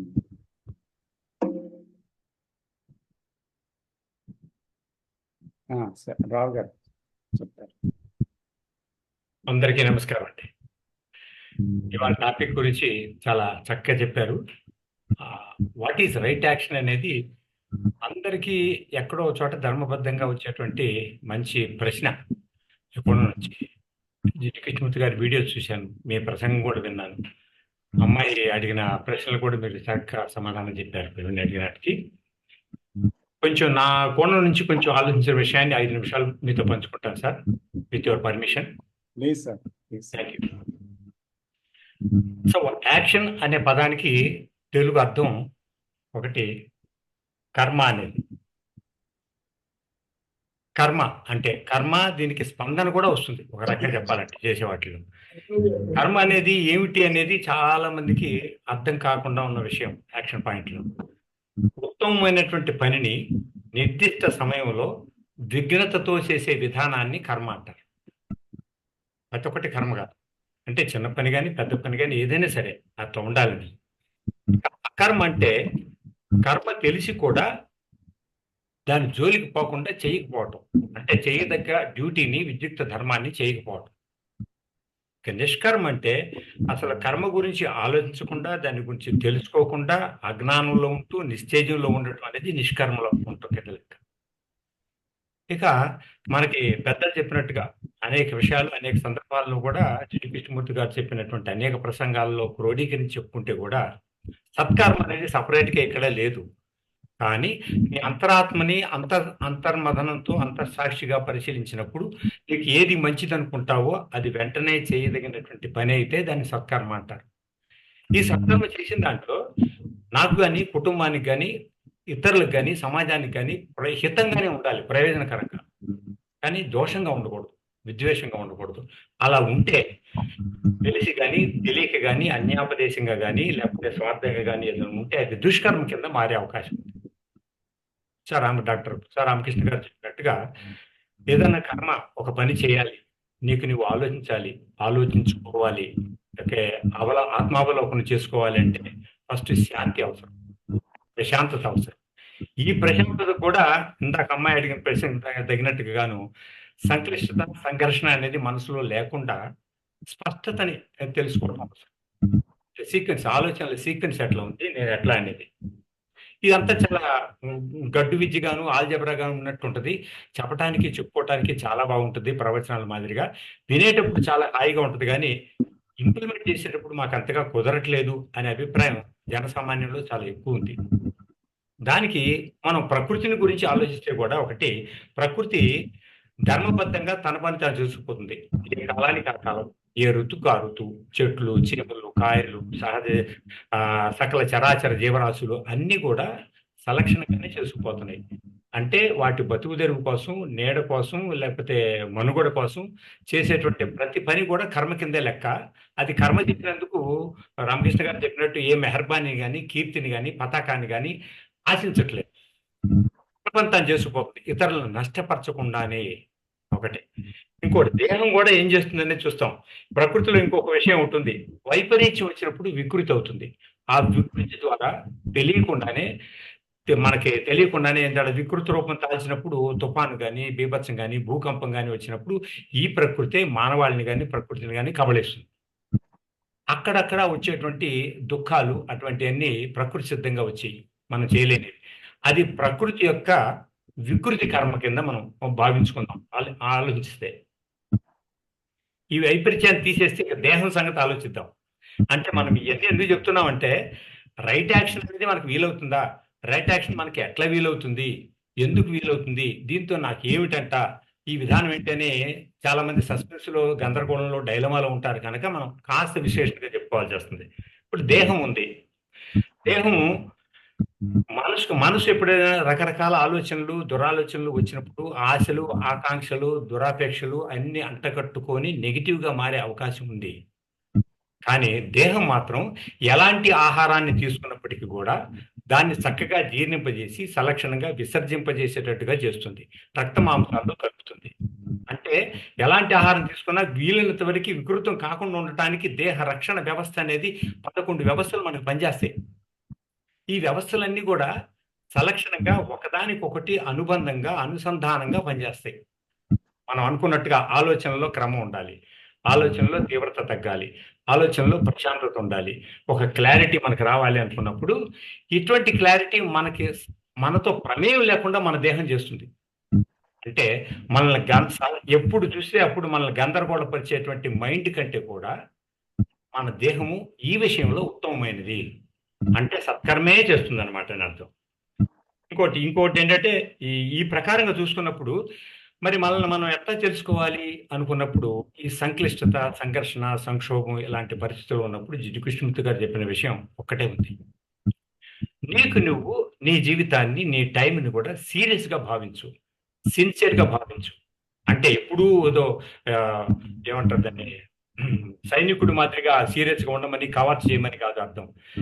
అంటే అనేక విషయాల మీద, పరిపరి విషయాల మీద, బయట ప్రపంచం మీద దృష్టి పెట్టడానికి గంటలు సమయం కేటాయించేటువంటి నీ కోసం ఒక నిర్దిష్టమైన పని కానీ, బాధ్యత కానీ చేపట్టినప్పుడు దాన్ని చాలా తీక్షణంగా ఆలోచించమని చెప్తాడు. దాంట్లోంచి గొప్ప ప్రభావం కలుగుతుంది, గొప్ప సృజనాత్మకత కలుగుతుంది. నీకు గూగుల్లోనూ ఆర్టిఫిషియల్ ఇంటెలిజెన్స్లోనూ లేనటువంటి అనేక గొప్ప సత్యాలనే, సూక్ష్మ సత్యాలనే నీ లోపల నుంచి వస్తాయి. కావాల్సిందల్లా ఏం చేస్తున్నావు అంటే ఆషోమాషిగా ఆలోచిస్తున్నావు తప్ప సీరియస్నెస్ లేదు. అంటే టోటల్ ఎనర్జీని ఆయన చెప్పిన తీరు మాత్రం అద్భుతం అండి. ఒక మనిషి యొక్క ఎనర్జీ దేహంలోను, కండరాల్లోను, బోన్స్ లోను, ఆర్గాన్స్ లోను, బ్రెయిన్ లోను ఎట్లా ఉంటుంది, దాన్ని ఎట్లా సలక్షణగా వినియోగించుకోవాలి మనిషి అంటే ఇష్టంతో, మనసుతో, మనసు మళ్లింపుతో దాన్ని చేసుకోవచ్చు. వీటన్నిటికీ కలిపి కావాల్సింది ఏంటంటే నేను చేసేటువంటి ఆలోచనకి, నేను చేసేటువంటి పనికి అది నా మీద నాకు ప్రేమ ఉండాలి, ప్రకృతి మీద ప్రేమ ఉండాలి, సమాజం మీద ప్రేమ ఉండాలి. ప్రేమ ఉంటే ఎనర్జీ దానితో అదే వస్తుంది, వీటన్నిటికి మించి వస్తుంది అన్నట్టు చెప్పారు ఆయన. అది వాల్యూ ఆఫ్ టైం గురించి చాలా బాగా చెప్పారు. ఇంకా మీరు ఇంతకుముందే చెప్పారు, గతం గురించి తవ్వేటప్పుడు, ఆలోచన చేస్తున్నప్పుడు, భవిష్యత్తు గురించి అది కావాలి, బికమింగ్ ఇది కావాలి అని ఆలోచించేటప్పుడు మనలో ఉండేటువంటి ఎనర్జీ లెవెల్స్ దాదాపు 60% మనకు కుంగదీయబడతాయి కిందికి. మనం 40% వరకే చేస్తాము. అది కూడా ఇతరులు మనకు వాట్సాప్ ద్వారా కానీ, సోషల్ మీడియా ద్వారా కానీ, వ్యవహారిక విషయాల్లో కానీ మనలో చొరబడి అనవసరంగా మన ఎనర్జీని కూడా పాడు చేసి లాస్ట్కి 20% చేస్తాం. అంటే నువ్వు తెలివి కలవాడైనా మేధావి అయినా ప్రజ్ఞ ఉన్నప్పటికీ కూడా మన ఎనర్జీ అనేది మనం పెట్టేటువంటి ఫోకస్ మీద ఆధారపడి ఉంటుంది ఎలాంటి వాడికైనా అని జిడ్డు కృష్ణమూర్తి గారు చెప్పకనే చెప్పారు ఆ విషయం. ప్రతి ఒక్కరికి ఒక స్వయం శక్తి ఉంది, సృజనాత్మకమైన గొప్ప మేధాశక్తి ఉంది. అది తను తాను మేలుకొల్పుకోవటానికి, తను హాయిగాను ప్రశాంతంగాను ఉండగలగటానికి ఉపయోగపడటమే కాకుండా సామాజిక దృక్కోణంలో కూడా ఎంతో ఉపయోగపడుతుంది అని ఆయన చెప్పిన విషయం. కాబట్టి దీంట్లో విభజనలు, పోరాటాలు, సంక్లిష్టాలు ఇలాంటివన్నీ ఎక్కడ ఏ సందర్భంలో వస్తున్నాయి అని మనం తెలుసుకోవటానికి ఎప్పుడైనా సరే ఉదయం అయిపోయిన తర్వాత ఒక్క 5 నిమిషాలు మెడిటేషన్కి వచ్చేవచ్చు. మధ్యాహ్నం అయిపోయిన తర్వాత ఇప్పటి నుండి నిద్రపోతాము పోమో మనకు తెలియదు, కానీ భోజనానికి ముందే ఒక 5 నిమిషాలు మెడిటేషన్ చేస్తే, మెడిటేషన్ అంటే ఆత్మావలోకనం అనే ఇక్కడ అర్థం. నిన్ను నువ్వు సాధారణంగా పరిశీలించుకోమని అర్థం. అప్పుడు నేను ఏ కోవలో ఆలోచిస్తున్నాను, ఎందుకు ఆలోచిస్తున్నాను, ఎటువైపు ఆలోచిస్తున్నాను అనేది చాలా సందర్భాలలో మనల్ని మనం చక్కదిద్దుకున్నట్టు అనుకుంటూనే మనం సెల్ఫ్ ట్రాన్స్ఫర్మేషన్ కావటానికి ఇష్టపడము. ఎక్కడో చోట ఆయన చెప్పినట్టుగా బయట వ్యాకులన్నీ, బయట లంపటాలన్నీ కూడా మనల్ని వెంటబడుతూ ఉంటాయి అన్నమాట. ఆహా అట్లయితే బాగుంటుంది, ఇట్లయితే బాగుంటుంది అని చెప్పేసి. కాబట్టి ఈ దృష్టి అంతా పోవాలంటే మనసుని అంతర్ముఖం చేసి నిమగ్నం కావటం అనేది నీ చేతిలో పని. మన మనసులో ఉండేటువంటి ఆలోచనల్ని చక్కదిద్దటానికి ఈ ప్రపంచంలో ఎవ్వరు వచ్చి వైద్యం చేయలేరు, చికిత్స చేయలేరు, కనుక మనం తప్ప. అది జిడ్డు కృష్ణమూర్తి గారు చెప్పిన విషయం. అది ఏ మంత్రం వల్ల, తంత్రం వల్ల, స్వామీజీ వల్ల, బాబా వల్ల, బయట శక్తులలో అవుతుంది అని నువ్వు జీవితాంతం వెంటబడుతూ ఆరాటపడుతూ ఉంటే నీ జీవితం మొత్తం సాగిపోతుంటుంది తప్ప ఎటువంటి పరిస్థితుల్లో ప్రయోజనం ఉండదు. అంటారు చూడండి, నీ శ్రమ, నీ శక్తి, నీ సుసంపన్నం, నీ వృత్తి కౌశలం బట్టే నీకు శాంతి, ప్రశాంతత, జీవన సౌఖ్యం అలవడుతుంది తప్ప ఎవడు నీకు దాన ధర్మాలతో కానీ, ఇచ్చిపుచ్చుకోవటాలతో కానీ, సహాయం చేయడం ద్వారా కానీ కాదు. Nobody will help you unless you your self అనేది అనేక సార్లు ఒక్కానించారండి ఆయన. అది ఎట్లా యువర్ సెల్ఫ్ అనేది అంటాను, మీరంత మేధావులు కాబట్టి మీరు మీ లోపలికి వెళ్ళగలిగారండి, అది మాకు సాధ్యం కాదు కదా అనే విషయంలో అనేక రకాల చిన్న వీడియోలు, 5 నిమిషాలు 3 నిమిషాల వీడియోలు కూడా how to transform your self transformation ఎట్లా సాధ్యం అవుతుంది, నీకు నువ్వే పంచాయతీ చేసుకోవటం ఎట్లా సాధ్యం అవుతుంది అనేది సూక్ష్మంగా చెప్పిన విషయం. ఇక్కడ కూడా ఆయన రైట్ యాక్షన్ అనేది, రైట్ యాక్షన్ ఎప్పుడు కూడా ధర్మానికి సంబంధించింది. ఈ పని నేను చేసేటప్పుడు ఇది ధర్మబద్ధమైందా కాదా, ధర్మార్థ కామ మోక్షాలతో కూడినటువంటిది జీవన విధానం. ధర్మం ఫస్ట్ ఆలోచనలో ధర్మం ఉందా లేదా, దీంట్లో నిబద్ధత, దట్స్ ఆల్. ఇదేదో 5 నిమిషాలు 10 నిమిషాలు పంచాయతీ పెట్టుకుని యాక్షన్ చేసేది కాదు. మనం ఒక్కసారి కళ్ళు మూసుకుంటే మనకు అర్థమవుతుంది. మన అంత సాక్షే మనకి చెప్తుంది ధర్మం కాదని. అప్పుడు విచక్షణగా ఫిల్టర్ చేసుకోవచ్చు. మనల్ని మనం ప్రతిరోజు ప్రతి సందర్భంలో కూడా తీర్చిదిద్దుకోవచ్చు. ప్రతి తప్పు నుంచి కూడా మనం గుణపాఠం నేర్చుకోవచ్చు. తప్పులు చేయలేమని ఎవరు చెప్పలేరు, కానీ ప్రతి తప్పు నుంచి గుణపాఠం నేర్చుకుంటూ మనిషి తనను తాను చక్కదిద్దుకుంటూ పోతా ఉంటే ఆటోమేటిక్గా ఏమాత్రం గతి తప్పకుండా మానవ జీవితం సౌఖ్యంగా ఉంటుంది, సౌందర్యంగా ఉంటుంది. సహజీవన సౌందర్యం కూడా దాంతో సాధ్యపడుతుంది అని జిడ్డు కృష్ణమూర్తి గారు చాలా చక్కగా వివరించారు. ద టైమ్ ఆఫ్ యాక్షన్లో right action. Okay, thank you. నా అండర్స్టాండింగ్ మీకు పంచుకున్నాను. Thank you sir. థ్యాంక్స్ అండి. సార్ నమస్తే సార్. నమస్తే అండి. సార్ ఎవరో ఓపో 15 ఏమో ఫస్ట్ మ్యూట్ చేయటం బెటర్ ఏమో సార్, కొంచెం డిస్టర్బెన్స్ వస్తున్నది. మ్యూట్ చేస్తుంటే అన్మ్యూట్ చేస్తున్నారు.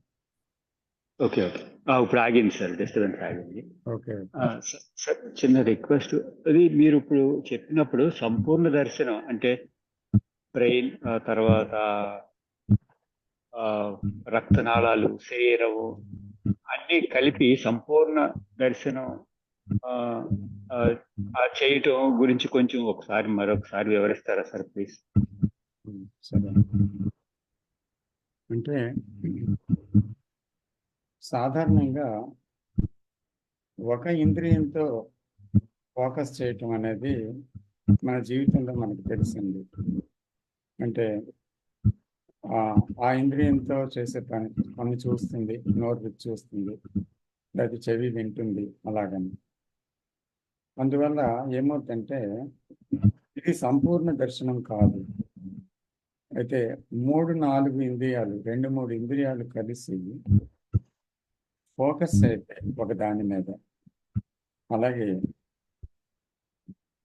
అంటే కొన్నిసార్లు మనం అనుకున్నాం ఏంటి అంటే, ఇప్పుడు సముద్ర తీరానికి వెళ్ళాము అనుకోండి. అక్కడ మనం కేవలం కెరటాలని చూసి ఎంత ఎత్తుగా ఎగిరి పడుతున్నాయని కామెంట్ చేయొచ్చు, చూసి ఒక క్షణం ఆనందించవచ్చు, ఏమన్నా చేయొచ్చు. కానీ అదే సమయంలో ఆ కెరటాలు ఎగిరి పడుతున్నప్పుడు వచ్చినటువంటి దాన్ని మళ్ళీ ఆ సముద్రం నుంచి వచ్చేటువంటి ఒక వాసనని, ఆ తర్వాత విరిగి కెరటం పడుతున్నప్పుడు వచ్చిన శబ్దాన్ని, తర్వాత ఇలాగా మనం ఆ 3 అనుకోండి, కనీసం 3, అది ఆ 3ని ఒకేసారి మనం దాన్ని తెలుసుకోగలిగితే ఆ క్షణంలో, అంటే తెలుసుకోవటం అనేది ఎప్పుడు జరుగుతుంది అంటే ఒక రకమైన తీవ్రతతో దాన్ని చూసినప్పుడు అన్నమాట. అంటే ఇక్కడ కృష్ణమూర్తి గారు ప్యాషన్ అనే వర్డ్ చాలాసార్లు వాడారు. ఈ ప్యాషన్ అనే దాంట్లో ఏముంది అంటే ఒక అతి తీవ్రమైన ఒక ఇష్టం ఉంటుందన్నమాట దాంట్లో.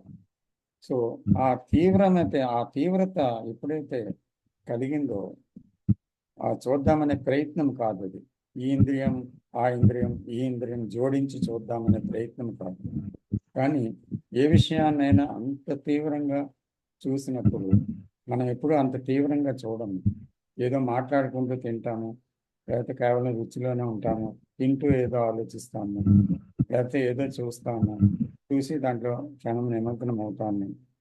మిగతా విషయాలు కూడా ఉంటాయి, ఆ పక్కనే సెల్ ఫోన్ ఉంటుంది, అది కూడా వింటుంటాము. సో ఇలాగా చెదురుబాటు ఉంటుంది మనం చేసే పనుల్లో, ఫోకస్నెస్ ఉండదు కంప్లీట్గా. అయితే అలా ఉన్నప్పుడు ఏమవుతుందంటే ఆ విషయము ఇంప్రింట్ అవుతుంది అన్నమాట బ్రెయిన్లో. అంటే అది ఇష్టంగానో అయిష్టంగానో లేదా అలాగా ఏదో ఒక విధంగా ఒక ముద్ర పడుతుంది, దాని మీద ఒక అభిప్రాయం అనేది, ఒక ముద్ర అనేది పడుతుంది అన్నమాట. సో ఈ రకంగా ఏమవుతుందంటే ఒక విభజనాత్మకత దాంట్లో ఉండి ఏమవుతుంది, టోటల్ సీయింగ్ అని, టోటల్ లిసనింగ్ అని. టోటల్ లిసనింగ్లో టోటల్ సీయింగ్ కూడా ఉంది, టోటల్ సీయింగ్లో లిసనింగ్ ఉంది, హియరింగ్ కూడా ఉంది. సో లిసనింగ్లో కేవలం వినడం కాదు, ఇట్ ఇస్ ఓన్లీ కేవలం అది ఇంద్రియాలు, ఒక ఇంద్రియం చెవనే ఇంద్రియం పనిచేసినప్పుడు అక్కడ దానిలో కళ్ళు కూడా భాగం పంచుకున్నాయి.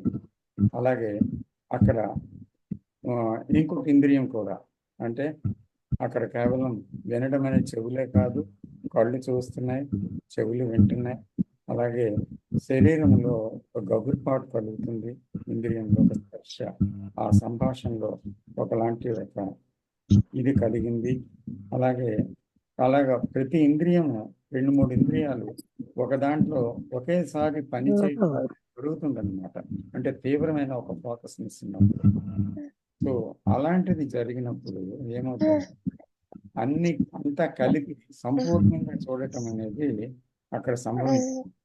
అలా సంభవించినప్పుడు ఏమవుతుంది, అక్కడ ఆ సంపూర్ణతలో ఇంకా నేను చూస్తున్నాను అనే భావన లేదు, ఇది మంచిది అనే ఒక వర్డ్ లేదు, ఇది బాగుంది అనే వర్డ్ లేదు, ఇది అంత బాగలేదు అనే వర్డ్ లేదు.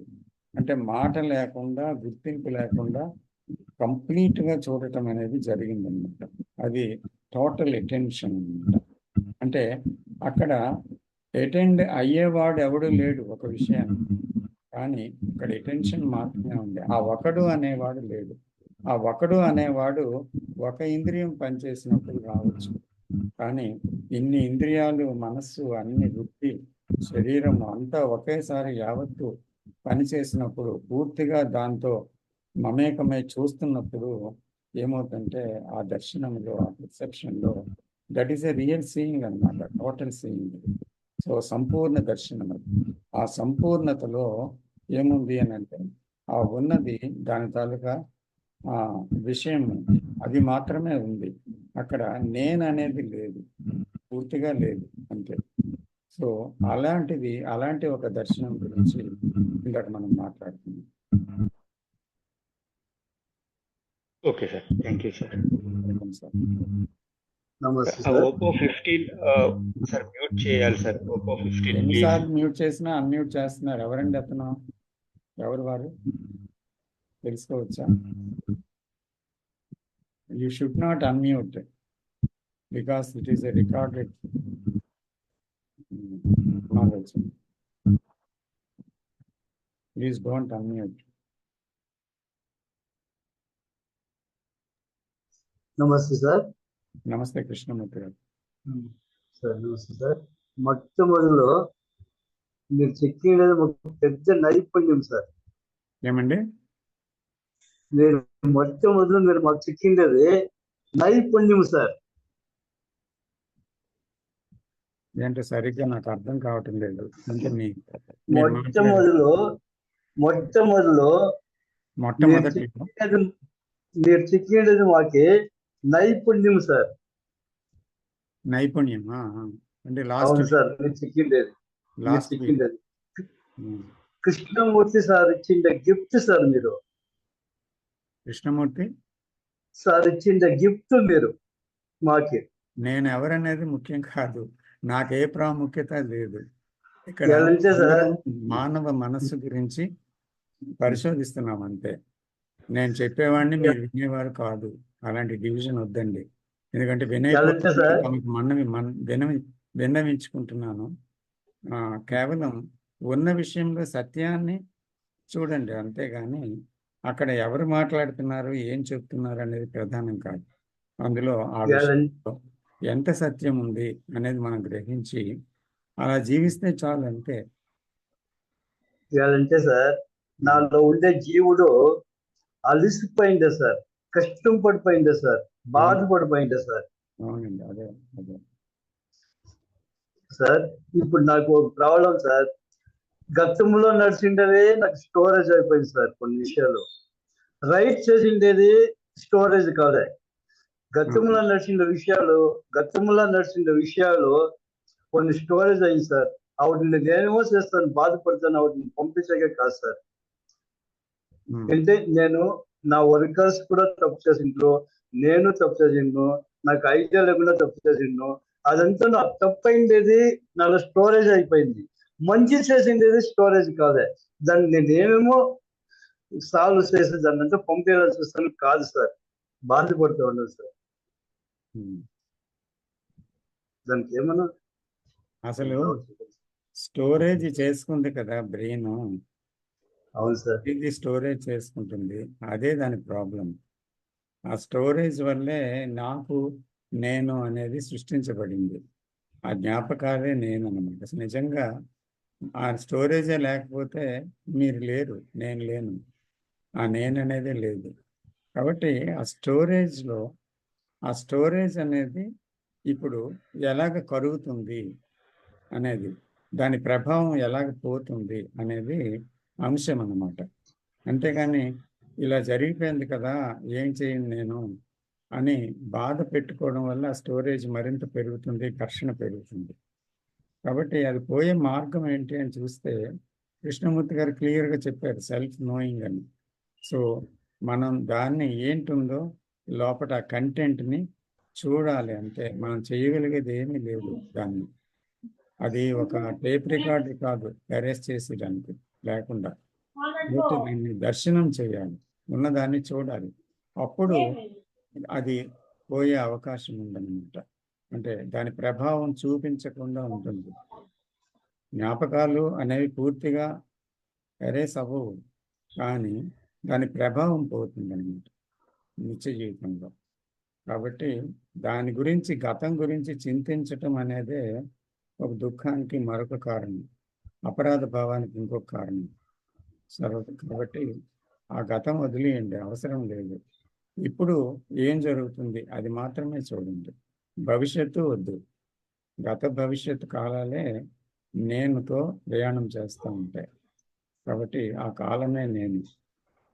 కాబట్టి దాన్ని చూడండి, చూస్తే కాలం అవుతుంది. Thank you sir, thank you sir, welcome. Thank you sir.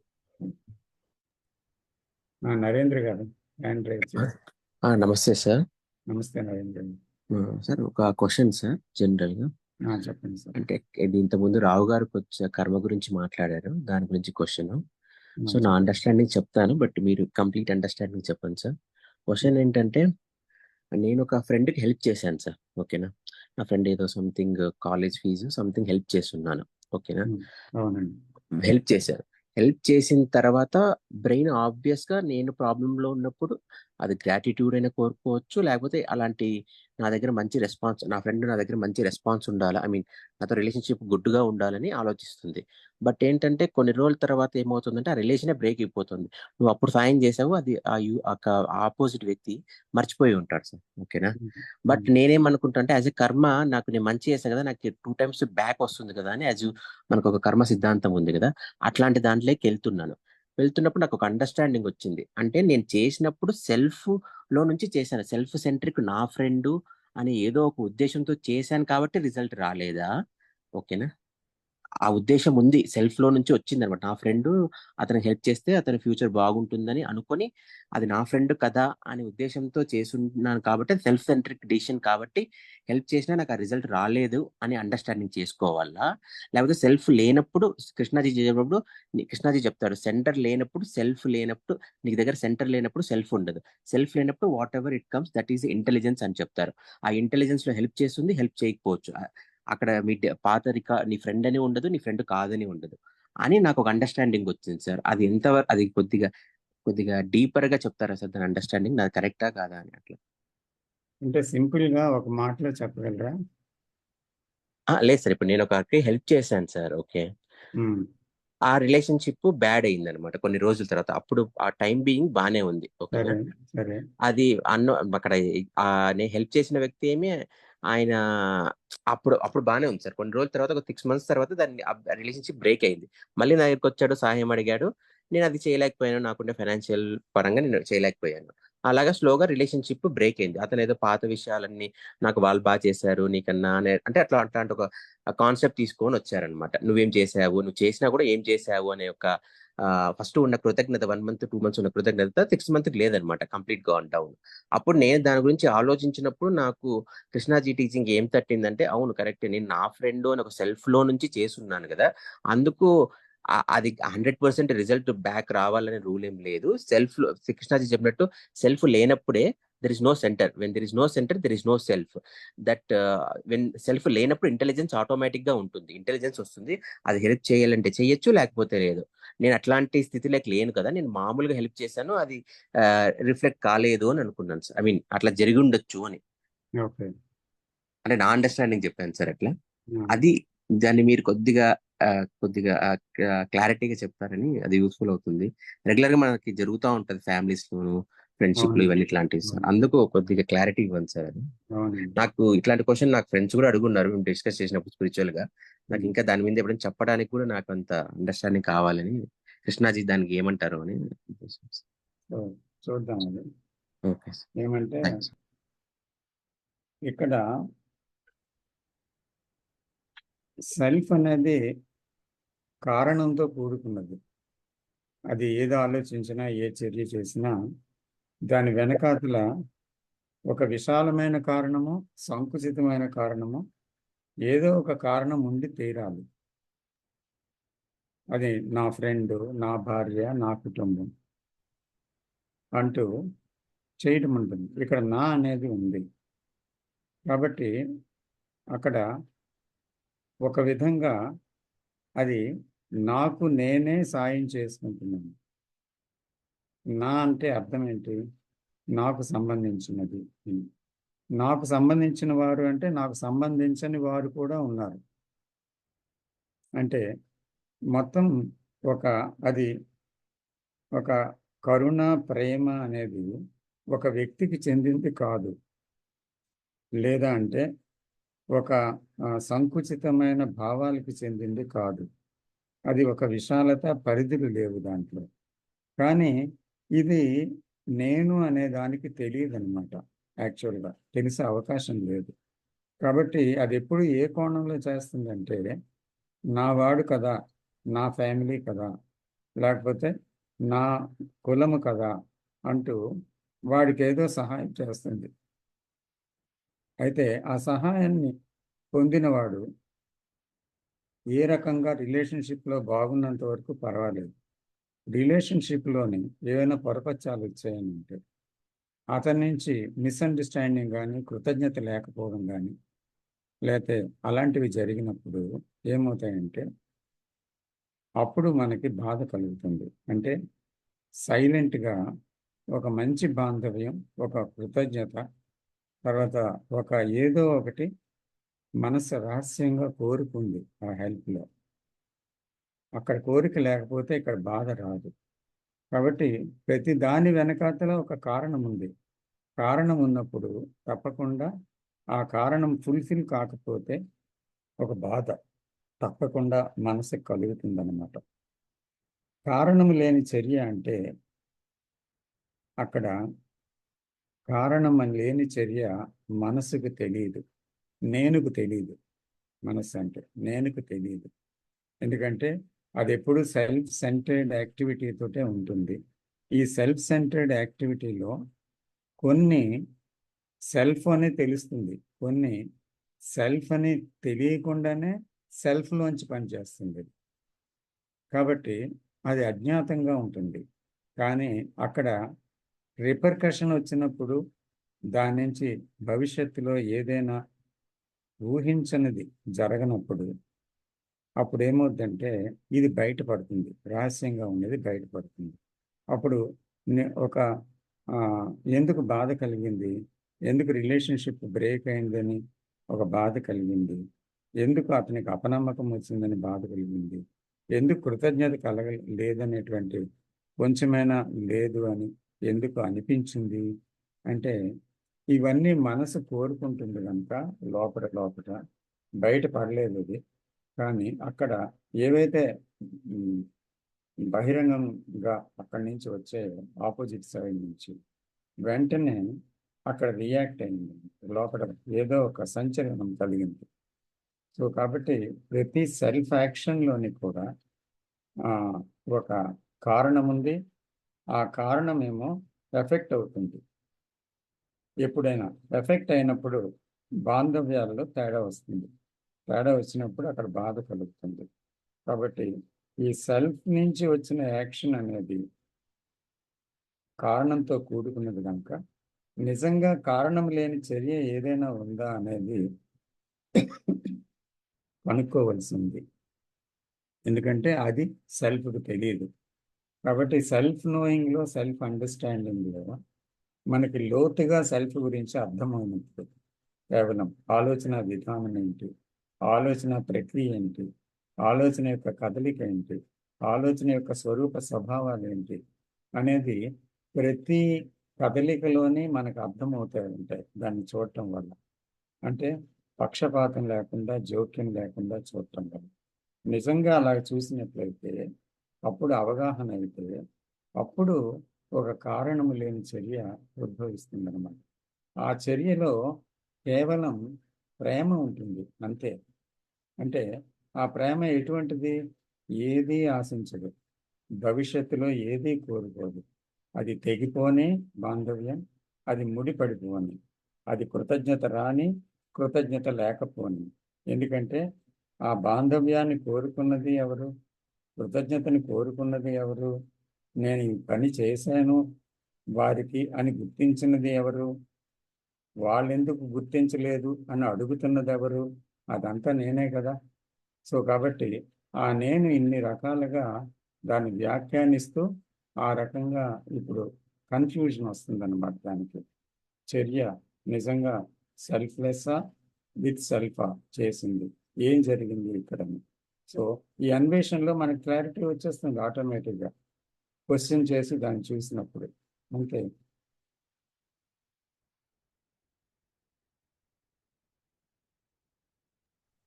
Okay sir, got it. Thank you. శివగారు హ్యాండ్ రైజ్ చేశారు. నమస్కారం సార్.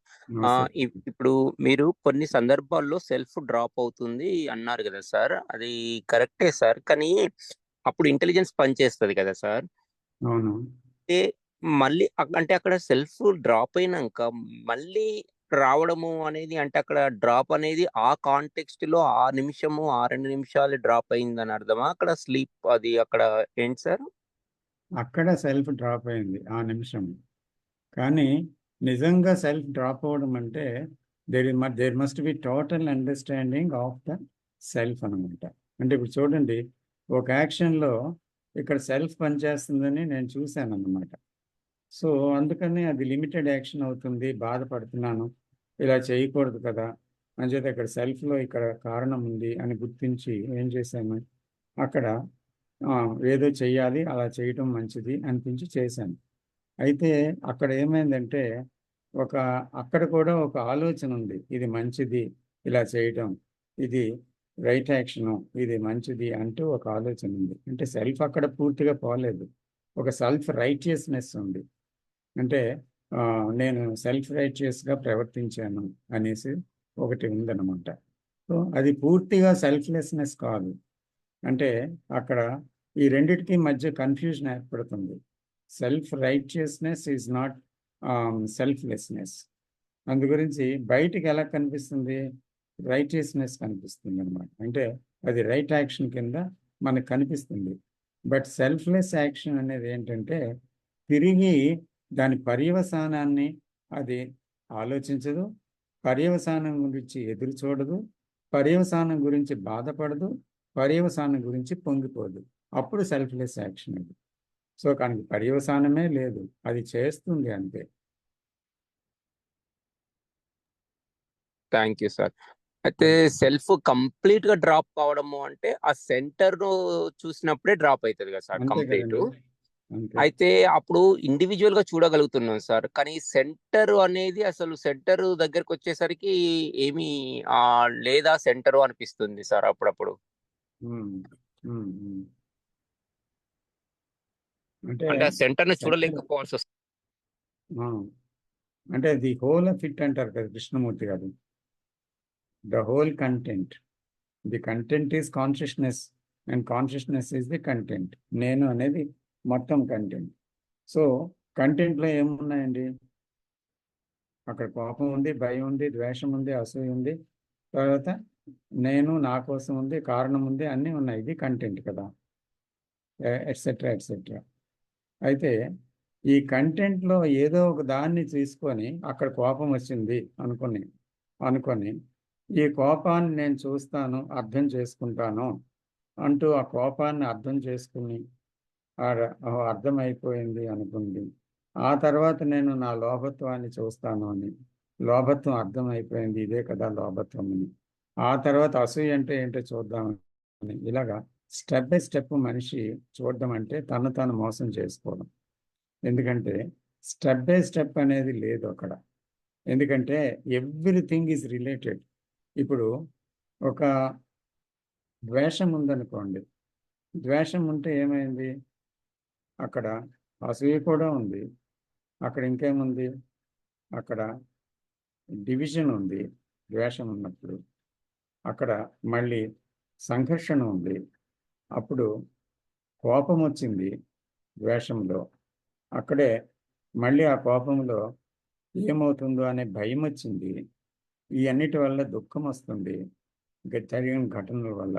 అంటే దాంతో ఇవన్నీ రిలేట్ అయి ఉన్నాయా లేదా? కాబట్టి కాన్షియస్నెస్లో ఎన్నో రకాల కంటెంట్స్ ఉండొచ్చు, but all contents are related to each one. అంటే ఒకదాంతో ఒకటి ముడిపడి ఉన్నాయి.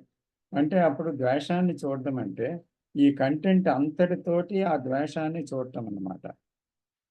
నాట్ ఓన్లీ ద్వేషం అంటే ఇది అని చెప్పి దాన్ని చూడటం కాదు, కానీ ద్వేషములో ఈ కంటెంట్స్ అన్నీ కూడా కనెక్ట్ అయి ఉన్నాయి అని చూడగలిగితే that is the whole seeing అన్నమాట. సో అది నేను. కాబట్టి ఇవన్నిటితో ఉన్న నేనులో ఒక దాంట్లో అన్నీ ఉన్నాయి, అన్నిట్లో ఈ ఒకటి ఉంది. అంటే ఒక దేశపటం తీసుకుంటే అక్కడ కేవలం ఇండియానే చూడటం అంటే ఇండియా దేశము ప్రపంచ పటంలో ఒక భాగం కావచ్చు ప్రపంచ పటం చూస్తే, కానీ ఇండియా ఒక భాగం కావచ్చు. అయితే కూడా మొత్తం ప్రపంచంలో అది భాగమే అయినప్పటికీ ప్రపంచంలో ఉంది, అది ప్రపంచంతోనే ఉంది. కాబట్టి ఇక్కడ ఇది వేరేగా లేదు, ప్రపంచ పటంలోనే ఉంది, ప్రపంచంతోనే ఉంది, కానీ వేరేగా ఉన్నట్టు కనిపిస్తుంది. కాబట్టి ఇక్కడ దీన్ని అర్థం చేసుకోవడము అంటే అర్థం ఏంటి? ఇండియాలో ఉన్న ప్రజలే ప్రపంచంలో ఉన్న ప్రజలు. అక్కడ ఇందులోనే ఇక్కడ ఉండేటువంటి ప్రజల్లో ఏముందో ప్రపంచంలో ఉన్న ప్రజల్లోనే అదే ఉంది. ఇందులో ఏ విభజన ఉందో అక్కడ విభజన ఉంది. కాబట్టి మొత్తం అంతటినీ కూడా ఒక దాంట్లోనే చూడగలం అన్నమాట. కానీ వేరేగా దాన్ని మాత్రమే చూడాలి అనుకోవడంలో అప్పుడు మొత్తం అర్థం కాదు. కాబట్టి చూస్తున్నప్పుడు మొత్తం దాని స్టోరీ అంతా బయటపడాలన్నమాట టోటల్గా. Okay, thank you sir. Welcome. Deepti గారు. సార్ నమస్తే సార్. నమస్తే. నేను ఒక కొత్త విషయం అంటే నాకు నిన్న ఒక కొత్త విషయం అర్థమైనట్టుగా అనిపించింది. అంటే ఇక్కడ కాల్లో ఉన్న అందరికీ నా లెర్నింగ్ చెప్తే వాళ్ళు కూడా ఏదైనా నేర్చుకుంటారు అన్న ఉద్దేశంతో చెప్పాలనుకుంటున్నా సార్. సో నిన్న అంటే నేను జేకే గారి వీడియోస్ చూస్తున్నాను. ఎండింగ్ ఆఫ్ టైమ్ సిరీస్ ఉంది కదండి. అయితే అందులో ending of time series number 7 అది అసలు అన్ని సిరీస్ లో కన్నా అంటే నేను 7th దాంట్లో ఉన్న ప్రస్తుతం కంప్లీట్ అయింది. కానీ 7th లో నేను ఒకటి చాలా కొత్త విషయం నేర్చుకున్నాను. ఏంటంటే ఇప్పుడు టోటాలిటీ అంటే మొత్తం చూస్తే యాక్చువల్గా ఉంది ఏంటంటే మూమెంట్, టైం అని నేను అనను, కానీ there is a moment, forward movement. తెలుగులో చెప్పాలంటే ఒక కదలిక మాత్రమే ఉంది. సరిగ్గా అబ్జర్వ్ చేస్తే ఒక ముందుకెళ్లే కదలిక మాత్రమే ఉంది. అంటే ఏంటంటే దాంట్లో ఇప్పుడు ముందుకెళ్లే కదలిక అంటే దాని టైంతో పోల్చకూడదు. టైం అనేది మనం సృష్టించుకుంది. కాకపోతే ఏంటంటే ఆ కదలిక అనేది మనము అబ్జర్వ్ చేస్తే సేయింగ్ లాగా కాకుండా మనం కరెక్ట్ గా అబ్జర్వ్ చేస్తే నాకేమర్థమైందంటే ఇప్పుడు ప్లానెట్స్ అవన్నీ ఇప్పుడు ఎర్త్ 24 hours రొటేట్ అవుతూ ఉంటది కదా సార్. మనం దాన్ని డే అండ్ నైట్ గా మనం డివైడ్ చేసినాం, కానీ అది రొటేట్ అవ్వడం కంటిన్యూస్ మూమెంట్. అది దాన్ని ఈ రోజు డే ఇది నైట్ అని మనం చేస్తున్నాం, కానీ అది కంటిన్యూస్ మూమెంట్. అంటే అది యూనివర్స్ అనేది ముందుకెళ్తూనే ఉంటది. దాన్ని రిపీటెడ్ గా చేసింది మనం. అంటే డే అండ్ నైట్ 24 hours అని డివైడ్ చేసింది మనము. మళ్ళీ ఇంకో ఎగ్జాంపుల్ నేను గమనిస్తే వాటర్ ఫాల్ ని తీసుకుందాం సార్. వాటర్ ఫాల్ లో ఆ వాటర్ కింద పడుతున్నప్పుడు ఎగ్జాక్ట్ సేమ్ వాటర్ మళ్ళీ రిపీట్ అవ్వదు. అంటే అది కంటిన్యూస్ ఫ్లో. అది మనం చూడడానికి మనకి ఎలా ఉంటదంటే అది వాటర్ ఫాల్ పడుతుంది సేమ్ అట్లనే కనిపిస్తుంది, కానీ డీప్ గా అబ్జర్వ్ చేస్తే ఆ వాటర్ మళ్ళీ రిపీట్ అవ్వదు. డిఫరెంట్ వాటరే రిపీట్ అవుతూ ఉంటది. కంటిన్యూస్ మూవ్మెంట్ అది. ఇంకొక ఎగ్జాంపుల్, ఒక చెట్టు తీసుకుందాము. ఈ నిమిషం నేను చూసిన చెట్టు మరో నిమిషం అది సిమిలర్ ఉండదు. ఈవెన్ గాలి మూమెంట్ కూడా డిఫరెంట్ గా మూవ్ అవుతుంది. డిఫరెంట్ ఆకులు మూవ్ అవుతాయి. ఈ రోజు చూసిన చెట్టు రేపు చూసిన చెట్టు టోటల్ డిఫరెంట్. స్నాప్ షాట్ తీసి పక్కన చూస్తే ఈ రోజు ఆకులు ఏంది, రేపు కొత్త ఆకు రావచ్చు. అంటే total different movement, continuous movement. ఒక ఆకు రాలిపోవచ్చు, ఇంకో ఆకు రావచ్చు. గాలిలో కూడా తేడా ఉండొచ్చు, డిఫరెంట్ ఆకు ఊగొచ్చు. అంటే ఒక మూమెంట్ నెక్స్ట్ మూమెంట్ కే డిఫర్ అవుతుంది, సెకండ్ బై సెకండ్ డిఫర్ అవుతుంది. అంటే దాని మీనింగ్ ఈ ముందుకెళ్లే కదలిక మాత్రమే ఉంది ప్రపంచంలో. అంటే నాకు దాంట్లో నుంచి ఏమర్థమైందంటే, అంటే ముందుకెళ్లే కదలికనే ఉన్నప్పుడు మరి నేనేంటి అంటే నేను ఆలోచన అంటే నేను చచ్చిపోతున్నాను, ప్రతి క్షణం నేను చనిపోతున్నాను. అంటే ఆ ఆలోచన నేను ఏదైతే గ్యాదర్ చేస్తున్నానో, అక్యుములేట్ చేస్తున్నానో ఆలోచనలు అవన్నీ నా మనసులో నేను ఒకటి సృష్టించుకొని పెట్టుకుంటున్నాము నా మైండ్ లో. కానీ అది నిజానికి ఉందా? లేదు కదా. అది ఈ క్షణం నేను మాట్లాడుతున్నా మీతో, ఈ క్షణం ఇప్పుడే అయిపోయింది. అంటే ఈ క్షణమే చనిపోతున్నా కూడా నేను మాట్లాడుతున్న టైంలోనే మన ఎండింగ్ కూడా అవుతుంది. సో ఇది నాకు అర్థమైనప్పుడు మరి నేను మైండ్ లో బిల్డ్ చేసుకున్న థాట్స్ అవన్నీ నేను కావల్చుకొని, నేను అనేది ఒకటి బిల్డ్ చేసుకొని ఆలోచనలన్నీ కావల్చుకొని నా మనసులో పెట్టుకొని అదే నేను అని నమ్మి బతుకుతున్నా కదా సార్. అంతే కదా. అంటే అవును. అక్కడ చూస్తే అసలు ఏమీ లేదు. అంటే నేను ఒక మూమెంట్ తప్పితే ఏమీ లేదు. మనం బతుకుతున్నప్పుడే చనిపోతున్నాం కూడా. కాకపోతే మనం రేపు అనేది ఒకటి సృష్టించుకొని, రేపు అనేది ఎక్కడుంది? ఒకటే మూమెంట్ కదా ఇది ఉంది. రేపు లేదు, నిన్న లేదు. ఒక్కటే ఉంది మూమెంట్. సో, మనము ఈ అక్యుములేట్ చేసుకున్న ఇప్పుడు మనం ప్రపంచంలో చూసి మనకు అర్థం యూనివర్స్ కూడా అంతే. ఒక్కటే మూమెంట్. ముందుకెళ్ళే మూమెంటే. ఎనకాల అసలు ఏమీ లేదు. జరుగుతున్న మూమెంటే, చనిపోతుంది కూడా at the same time. So, అసలు ఇది నాకు అర్థమైన తర్వాత నాకు అనిపించిందంటే నేను కలెక్ట్ చేసుకున్న ఈ జ్ఞాపకాలు అవన్నీ ఎప్పుడో చనిపోయినాయి. ఆ చనిపోయిన ఇన్ఫర్మేషన్ మీద నేను కూర్చొని బతుకుతున్నా. అంటే అది నన్ను నేను చూసుకుంటే నాకు అది చాలా సిల్లీగా అనిపించింది సార్. ఉమ్, అంటే నేను అవును. ఇది బాధపడ్డాను, నేను అది చేశాను, ఇది చేశాను. అంటే ఈ మూమెంట్‌లో నేను ఎక్స్‌పీరియన్స్ చేస్తుంది ఇక్కడే డై అయిపోయింది. కానీ నేనేం చేస్తున్నా, అది నేను ఎక్స్‌పీరియన్స్ చేశాను అని చెప్పేసి అది ఒకటి నా మైండ్‌లో సేవ్ చేసుకొని, అది నేనుగా మారింది. అదసలు నిజం కాదు. అది అది చనిపోయిన ఇన్ఫర్మేషన్ మీద నేను కూర్చొని బతుకుతున్నా అని నాకు అర్థమైంది సార్.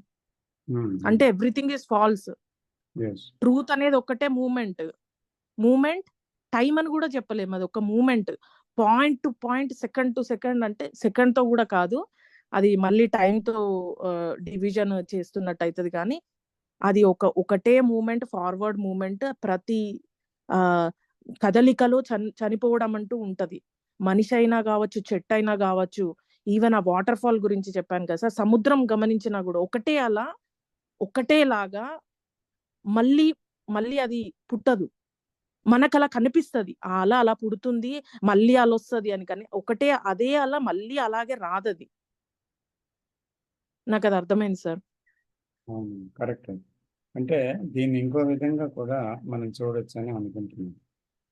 ఎందుకంటే ఇంకో స్టేట్మెంట్ కూడా కృష్ణమూర్తి గారు ఇచ్చారు. జీవన్ మరణాలు విడదీయరానివి. సో ఇప్పుడు మీరు చెప్పిన సముద్రాన్ని చూస్తే అంతే, పడిపోతుంది మళ్ళీ లేస్తుంది. సో ఎలా డివైడ్ చేయగలం దాన్ని? అది వదిలేయండి. ఇప్పుడు చూడండి, there is a complete order in the cosmos, but in human life there is disorder అని చెప్పారు ఒక దగ్గర. సో ఎండింగ్ ఆఫ్ టైంలో చూస్తే, ఆయన మాట్లాడింది చూస్తే, ఇక్కడ కదలిక అనేది యూనివర్స్లో జరుగుతూనే ఉంది. కానీ దాంట్లో డిజార్డర్ ఉందా? ఖచ్చితమైన ఆర్డర్ ఉంది. మ్యాథమెటికల్ ఆర్డర్ అంటారు దాన్ని. సో ఎప్పుడు కూడా ప్రతి నిమిషం కూడా ఏ స్పీడ్లో తిరగాలి, ఎలా తిరగాలి, ఎలా గ్రహమండలాలు ఉండాలి, అక్కడ అవి అలా జరుగుతూనే ఉన్నాయి యూనివర్స్లో.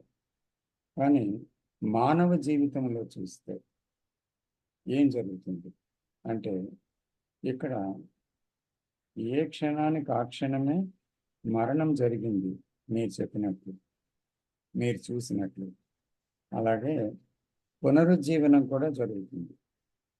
సో అంటే ఇక్కడ దేశము కాలము అనే నిబద్ధత ఏది ఏర్పరచుకుంది, ఎందుకు ఏర్పడ్డాయి, ఇది అసలు మెయిన్ పాయింట్ ఆఫ్ డిస్కషన్.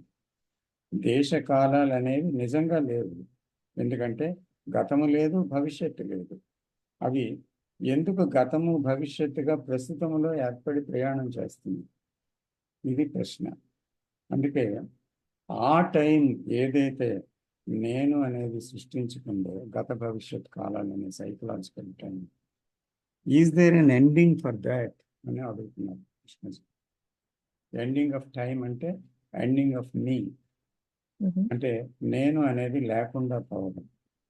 కాబట్టి ఎండింగ్ ఆఫ్ టైం అంటే ఏంటి, అక్కడ యాక్చువల్గా ఏం జరుగుతుంది అక్కడ అంటే, ఈ కాలం అనేది సృష్టించుకున్నది ఎవరు? ఆలోచన. గతం అని భవిష్యత్ అని సృష్టించుకొని అందులో ఆ గతం ఇది, నేను భవిష్యత్తులో అలా అవ్వాలని బికమింగ్ ప్రాసెస్ పెట్టుకొని గతం గురించి చింతించి ప్రస్తుతంలో గతం ప్రయాణం చేసి మళ్ళీ భవిష్యత్తుగా మారి, ఇలాగ ఈ ప్రయాణం అంతా కూడా ఆ ప్రస్తుతంలో ఎందుకు చేస్తుంది? నిజంగా ప్రస్తుతము, గతము, భవిష్యత్తు లేనిది కూడా ఉంది కదా. ఆ ప్రస్తుతం ఏంటి? కాలము లేని ప్రస్తుతం ఏంటి? కాలం ఉన్న ప్రస్తుతం ఏంటి? అని చూస్తే కాలం ఉన్న ప్రస్తుతమే నేను. అక్కడ కాలం అనేది క్రియేట్ చేయబడింది. క్రియేట్ చేయబట్టి ది సైకలాజికల్ మూవ్మెంట్ అనేది, కదలిక అనేది, ఆలోచన యొక్క కదలిక అనేది ఏర్పడింది అనమాట. ఈ ఆలోచన యొక్క ఈ కదలికలో, అంటే కాలం అనే కదలికలో, నిన్న ఇలా ఉన్నాను రేపు అలా అవ్వాలి అంటూ, నేను ఇది నేను అదిగా అవ్వాలి అంటూ ప్రతి దాంట్లో, in every field of life నేనేం ఆలోచిస్తుంది? గతాన్ని ఆలోచిస్తుంది, భవిష్యత్తును ఆలోచిస్తుంది. ఎక్కడ ఆలోచిస్తుంది? ప్రస్తుతంలో ఆలోచిస్తుంది. కాబట్టి అది కాల పద్ధతిలో నిబద్ధీకృతమైంది. కాబట్టి అక్కడ కండిషనింగ్లో పడిపోయింది అనమాట. యాక్చువల్గా నిజానికి తన ఆలోచనతోటే కండిషనింగ్లో పడిపోయింది. అంటే ఈ ఆలోచన అనే కదలికే కాలాన్ని సృష్టించింది. సో ఆ కాలమే నేనుగా మారింది. అంచేత ఆ నేను అనేది యాక్చువల్గా ఉందా, కాబట్టి కాలం అనేది నిజంగా ఉందా అనేటువంటిదే యాక్చువల్గా చూడాలి అన్నమాట. సో ఎప్పుడైతే కాలం అనేది ఆలోచన యొక్క కదలికలోనే సృష్టించబడింది, కానీ దానికి ఎగ్జిస్టెన్స్ లేదు అని ఎప్పుడైతే చూసామో, నేను కూడా ఎగ్జిస్టెన్స్ లేదనమాట. So that is the ending of the meaning. ఇలా కూడా చూడవచ్చు. సార్ చాలా బాగా చెప్పారు. అంటే ఇంకో మాట కూడా ఏం చెప్పారంటే జేకే గారు, ఇప్పుడు ఆ మూమెంట్ అంటే ఒక కదలిక మాత్రమే ఉంది కదా! సో ఆ కదలికలో ఉన్న నా బ్రెయిన్ కూడా కదలికనే. అంటే ఆ కదలికలో భాగమే. చెట్లు, యానిమల్స్, జంతువులు, మనుషులు ఇవి కూడా దాంట్లో భాగమే. అంటే అది ఏదైతే కదలికతో పాటే నా బ్రెయిన్ కూడా మూవ్ అవుతుంది. కాబట్టి ప్రతి క్షణం అది కూడా చనిపోతూనే మళ్ళీ పుడుతూ ఉంది. కాబట్టి ఈ అక్యుములేషన్ ఏదైతే నేను బాధపడ్డాను మొన్న, నిన్న అనుకుంటూ మనం చేసాం, అదంతా ఒక ఫాల్స్, అంటే ఒక అబద్ధమైనది. దాన్ని నిజమని నమ్మి, అది నేనంతా ఒక ఇల్లులాగా కట్టుకొని అదే నేనని నమ్మి దాంట్లోనే బతుకుతున్నాము అనే విషయం నాకు అర్థమైంది. ఇది అర్థమైన తర్వాత ఇంకా నేను ఈ క్షణం కాకుండా ఇప్పుడు మాట్లాడుతున్న ఒక 5 నిమిషాల క్రితంది కూడా నేను ఆలోచించడం వేస్టే కదా సార్. అంటే అది వేస్టే కదా. అంటే అది కూడా నేను అక్యుములేట్ చేస్తున్నా. సో నాకు అది అర్థమైన తర్వాత నాకు అనిపించింది, నేను ఎంత ఫూలిష్ గా ఆలోచించాను. అంటే లైక్ బాధపడుతూ ఏదో జరిగిందని చెప్పి, ఇప్పుడు ఏదైనా సరే, ఇప్పుడు అదే విషయంలో ఎవరినన్నా కోల్పోయామనుకోండి, అంటే మనిషి చనిపోవడము, మన వాళ్ళే అది కూడా దీంట్లో భాగమే కదా. అది అక్యుములేట్ చేసుకున్నా కూడా మళ్ళీ అది కూడా నేను నుంచే వస్తుంది. అంటే అది జరిగిపోయిన విషయము, మళ్ళీ రిపీట్ అవ్వదు.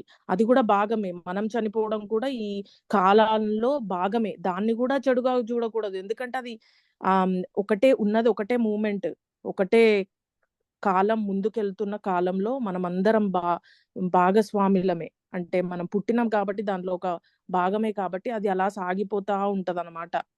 ఒక చెట్టు ఫీల్ అవ్వదు, నిన్న ఆకు రాలిపోతుందేమో రేపు, లేకపోతే రేపు ఇంకో కొత్త ఆకు పుడుతుంది కాబట్టి నేను దానికోసం ప్రిపరేషన్ చేసుకోవాలి, అలా అది ఉండదు. అది కూడా మనతో పాటు భాగమే ప్రపంచంలో. కానీ అది అలా ఫీల్ అవ్వదు కదా. అది ఆ కాలంతో పాటు అది కూడా వస్తది. తర్వాత ఆకులు రాలిపోయేటప్పుడు రాలిపోతుంది, చనిపోయేటప్పుడు చనిపోతుంది. కానీ అది దానికి ఉండని ఫీలింగ్ మనకెందుకు ఉంటుంది? అంటే మనకు ఒక బ్రెయిన్ అనేది ఒకటి ఉంది కాబట్టే మనం అలా ఆలోచిస్తున్నామా అనేది నాకు అర్థమైంది సార్. అదే బ్రెయిన్లోని కూడా కదలిక ఉంది. అదే ఆలోచన యొక్క కదలిక. ఈ కదలిక మనసు తన జీవితంలో ఏర్పరచుకుంది అనుభవాల వల్ల, జ్ఞాపకాల వల్ల. ఒక కేంద్రం ఏర్పరచుకొని మానసికంగా నేను అనే దాన్ని తయారు చేసుకుంది. ఆ నేనులో ఉన్న కదలికే ఆలోచన. ఈ ఆలోచనే నేను మళ్ళీ. కాబట్టి ఈ కదలిక ఏంటి? యాక్చువల్గా ఆ సెంటర్ క్రియేట్ చేసుకున్న కదలిక, అదే కాలంలో కదలిక. దీనిలోనే మనిషి దుఃఖం అంతా ఇమిడి ఉంది. కాబట్టి ఆ సహజమైన కదలిక బ్రెయిన్ కలిగి ఉందనుకోండి, అందులో మనిషికి ఎందుకు దుఃఖం ఉంటుంది? ఆ సహజమైన కదలిక ఏంటి? ఆలోచిస్తుంది, కానీ ఆలోచించేవాడు లేడు అక్కడ. అర్థమవుతుందా? అర్థమవుతుంది సార్. అంటే చాలా ఏంటి క్లియర్ అక్కడ గా అర్థమవుతుంది. అంటే అక్కడ ఎలోన్నెస్ మాత్రమే ఉంది, లోన్లీనెస్ లేదు. లేదు సార్. అవును. ఏకాంతత అంటే ఉంది. ఆ నాకు ఇంకో ఏకాంతతలో కదలిక ఉంది, ఆ కదలికలో ఆలోచనలు ఉన్నాయి. అయితే అది బాధిస్తుందా? ఆలోచన లేదు. ఆహా. ఎందుకంటే అది కేంద్రంలో ఉన్న ఆలోచన యొక్క కదలిక కాదు, కేంద్ర విహీనమైన కదలికలో ఉన్న ఆలోచన. కాబట్టి ఈ అవును. కదలిక వేరు, ఆ కదలిక వేరు. ఇక్కడ నేను అవును. అనేది ఏర్పడిన తర్వాత వచ్చిన కదలిక దుఃఖహేతువు. నేను లేకుండా ఉన్న ఆలోచన యొక్క కదలికలో నేను అనే కేంద్రం లేదు కనుక అది అపారమైనది అనమాట. దాంట్లో అవధులు లేవు కనుక. కాబట్టి ఆలోచన నిబద్ధీకృతమైనది ఎందుకైందంటే మెదడు దాన్ని ఆ విధంగా తయారు చేసుకుంది. ఇదే ఎండింగ్ ఆఫ్ టైం అన్నమాట. ఈ కాలం అంతం అవ్వాలి.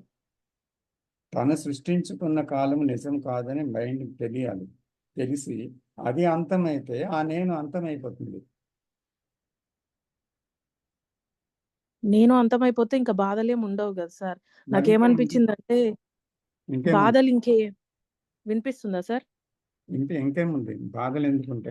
బాధలేముండవు. మళ్ళీ ఏమనిపిస్తదంటే ఇంకిప్పుడు మనం ఎవరితోనన్నా మాట్లాడాలన్నా కూడా దాంట్లో మీనింగ్ కనిపించదు సార్. ఎందుకంటే ఎవరితో మాట్లాడినా వాళ్ళు మళ్ళీ తీసుకొచ్చేది గత జ్ఞానం నుంచే మాట్లాడుతూ ఉంటారు కాబట్టి అసలు దాంట్లో మీనింగే కనిపించదు సార్. ఉమ్, అంటే అంటే ఇప్పుడు ఎలోన్నెస్‌కి, లోన్లీనెస్‌కి డిఫరెన్స్ క్లియర్‌గా కనిపిస్తదనమాట. ఇప్పుడు నేను అనే కేంద్రం ఉన్నప్పుడే లోన్లీగా ఫీల్ అవుతాము. ఇప్పుడు నేను అనేది కంప్లీట్‌గా పోయిన తర్వాత ఎలోన్నెస్‌కి ఉన్న వాల్యూ అసలు కరెక్ట్ వాల్యూ అర్థమవుతది సార్. అంటే అవును. ఇంకా వేరే వాళ్ళతో మాట్లాడే పని లేదు కదా! ఎందుకంటే ఆ గత జ్ఞానమే ఉండదు. కాబట్టి నీలో నువ్వు ప్రశాంతంగా ఎలాంటి యాంగ్జైటీ లేకుండా, ఏది లేకుండా ప్రశాంతంగా ఒక చోట కూర్చోగలవు. అంటే మీనింగ్ ఇస్తేనే కేంద్రం ఉంది అక్కడ. అవును. The word is thought and the meaning is thought, and so it is the the centre. So అక్కడ వర్డ్కి మీనింగ్ లేకపోతే అది శబ్దం అంతే. సో కేంద్రం లేకపోతే శబ్దాన్ని వింటుంది, దానికి మీనింగ్ లేదు. కాబట్టి అది ఏ కేంద్రాన్ని ఎఫెక్ట్ చేయగలదు? కేంద్రం ఉంటే కదా, మీనింగ్ ఇచ్చేదే కదా కేంద్రం. ఇవ్వలేదు కాబట్టి కేంద్రం లేదు. చాలా బాగా చెప్పారు సార్. ఎవరైనా అంటే ఈ కాల్‌లో ఉన్న వాళ్ళందరికీ నేను దేని గురించి అది 7th ending of time JK గారు డేవిడ్ బోమ్‌తో చేసిన కాన్వర్జేషన్ నెంబర్ 7 అది చాలా ఇంపాక్ట్ చేసిందండి నన్ను మాత్రం. నేను ప్రీవియస్ 6 కాన్వర్జేషన్స్ కంప్లీట్‌గా విన్నాను కానీ 7th కాన్వర్జేషన్ అది అసలు చాలా చాలా క్లియర్‌గా ఉంది. యూట్యూబ్లో చూసారా? ఏంటి సార్ అది? స్మాల్ గ్రూప్ సమాలోచన. చూడలేదు సార్ అవి. ఇంకా చూస్తాను. మీరే సమాలోచన అంటే we have done all the conversations with David Bohm ending of time గురించి. అందులో ఇది కూడా ఉంది 7th. సమాలోచన అని కొట్టాలా యూట్యూబ్ లో? స్మాల్ గ్రూప్ సమాలోచన. Okay.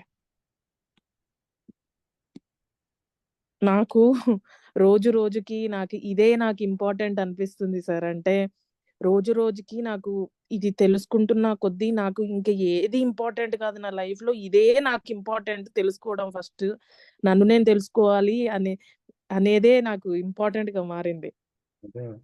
That is the beginning and that is the ending. Absolutely sir. Absolutely. Thank you. తెలుసుకోవాల్సింది ఏముందండి. చాలా thanks sir. Welcome. I'm glad about your understanding. Thank you. Shiva గారు హ్యాండ్ రైజ్ చేశారు. Sir ఏమి లేదు sir ఇంకొకటి, అది ఇప్పుడు ట్రాన్స్ఫర్మేషన్ అయినాక కూడా బ్రెయిన్ లో కదలిక ఉంటుంది కదా సార్, అదో యూనివర్సల్, అది ఆ కదలిక సెల్ఫ్ లేకుండా ఉంటుంది. ఇప్పుడు ట్రాన్స్ఫర్మేషన్ బిఫోర్ కదలిక సెల్ఫ్ తో ఉంటుంది, అంతే కదా సార్? అవును. ఎందుకంటే truth is not a dead thing like pillar. It has its own చైతన్యం, it has its own movement కదా. మొత్తం విశ్వం చూస్తే చైతన్యమే ఉంది, చైతన్య రహితంగా లేదు ఎక్కడ. కానీ నేననే అది విడదీసుకొని తన చైతన్యం అని పెట్టుకుంది. అది పోతే ఉన్నది నా చైతన్యం లేదు, చైతన్యం ఉంది అంతే. Okay, clear sir. Thank you sir. So time అయిందండి, అంటే చాలా ఇంట్రెస్టింగ్ టాపిక్ మాట్లాడి. So any time is not condition. So thank you very much for very good participation from everybody. So చాలా ధన్యవాదాలు. నమస్తే. Thank you sir. Thank you sir. నమస్తే. Thank you sir. Thank you sir. నమస్తే sir. Thank you so much. Deepti గారి approach చాలా బాగుంది. అవును, చాలా అదే టైంలో కొంచెం ఆమె ఇంకా క్లారిటీగా వెళ్తే ఇంకా బాగుంటుంది. Thank you. చాలా యా clarity నేను ఉంది. నేర్చుకున్నా. ఎందుకు clarity నేను లేదు? చాలా స్పష్టంగా చెప్పారు. చెప్పారు. నేను మీరు నేర్చుకున్నా. నేను అనుకున్న కొన్ని క్వశ్చన్స్ మేడం గారి నుంచి బయటకు వచ్చేటికి నాకు కొంచెం బాగా ఫ్రీ అయ్యాను. చాలా లైక్ దట్ clarity నేను నేను చాలా అడుగుదాం అనుకున్నాను, కాకపోతే కొన్ని కలిసాయి. ఇంకా వినే కొంది ఇంకా అర్థం అవుతుంది. సో ఒకేసారి సరేనండి, అంటే నెక్స్ట్ వీక్ ఇప్పుడు మాట్లాడదాం, టైం ఉండదు కదా. Okay sir. థ్యాంక్ యూ అండి. నేను నేర్చుకుంటున్న కొద్దీ నేను తప్పకుండా ఈ గ్రూప్ లో షేర్ చేస్తానండి. అంతకన్నా అదృష్టం లేదు నాకు ఇంకా వేరేది. మీరు బాగా అప్రోచ్ అవుతున్నారు. కొంచెం ఇంకా డీటెయిల్డ్ గా అవ్వండి, బాగా వినండి. సార్ చెప్పేవి ఇవన్నీ వినండి ఫస్ట్. మీరు చెప్పేదానికన్నా వినేది ఎక్కువ ఉంటే బాగా క్లారిటీ వస్తుంది. తప్పకుండా. Okay, thank you. నేను షేర్ చేస్తానండి స్మాల్ గ్రూప్ లో ending of the time videos. ఓకేనా? తప్పకుండా. ఆ వీడియోస్ అన్ని చూడండి ఒకసారి, ఇంకా వెరీ గుడ్ అండర్స్టాండింగ్ ఫ్రెండ్స్. తప్పకుండా sir. Thank you very much sir and madams. Thank you. నమస్తే సార్. నమస్తే. Thank you. Thank you sir. Thank you అండి.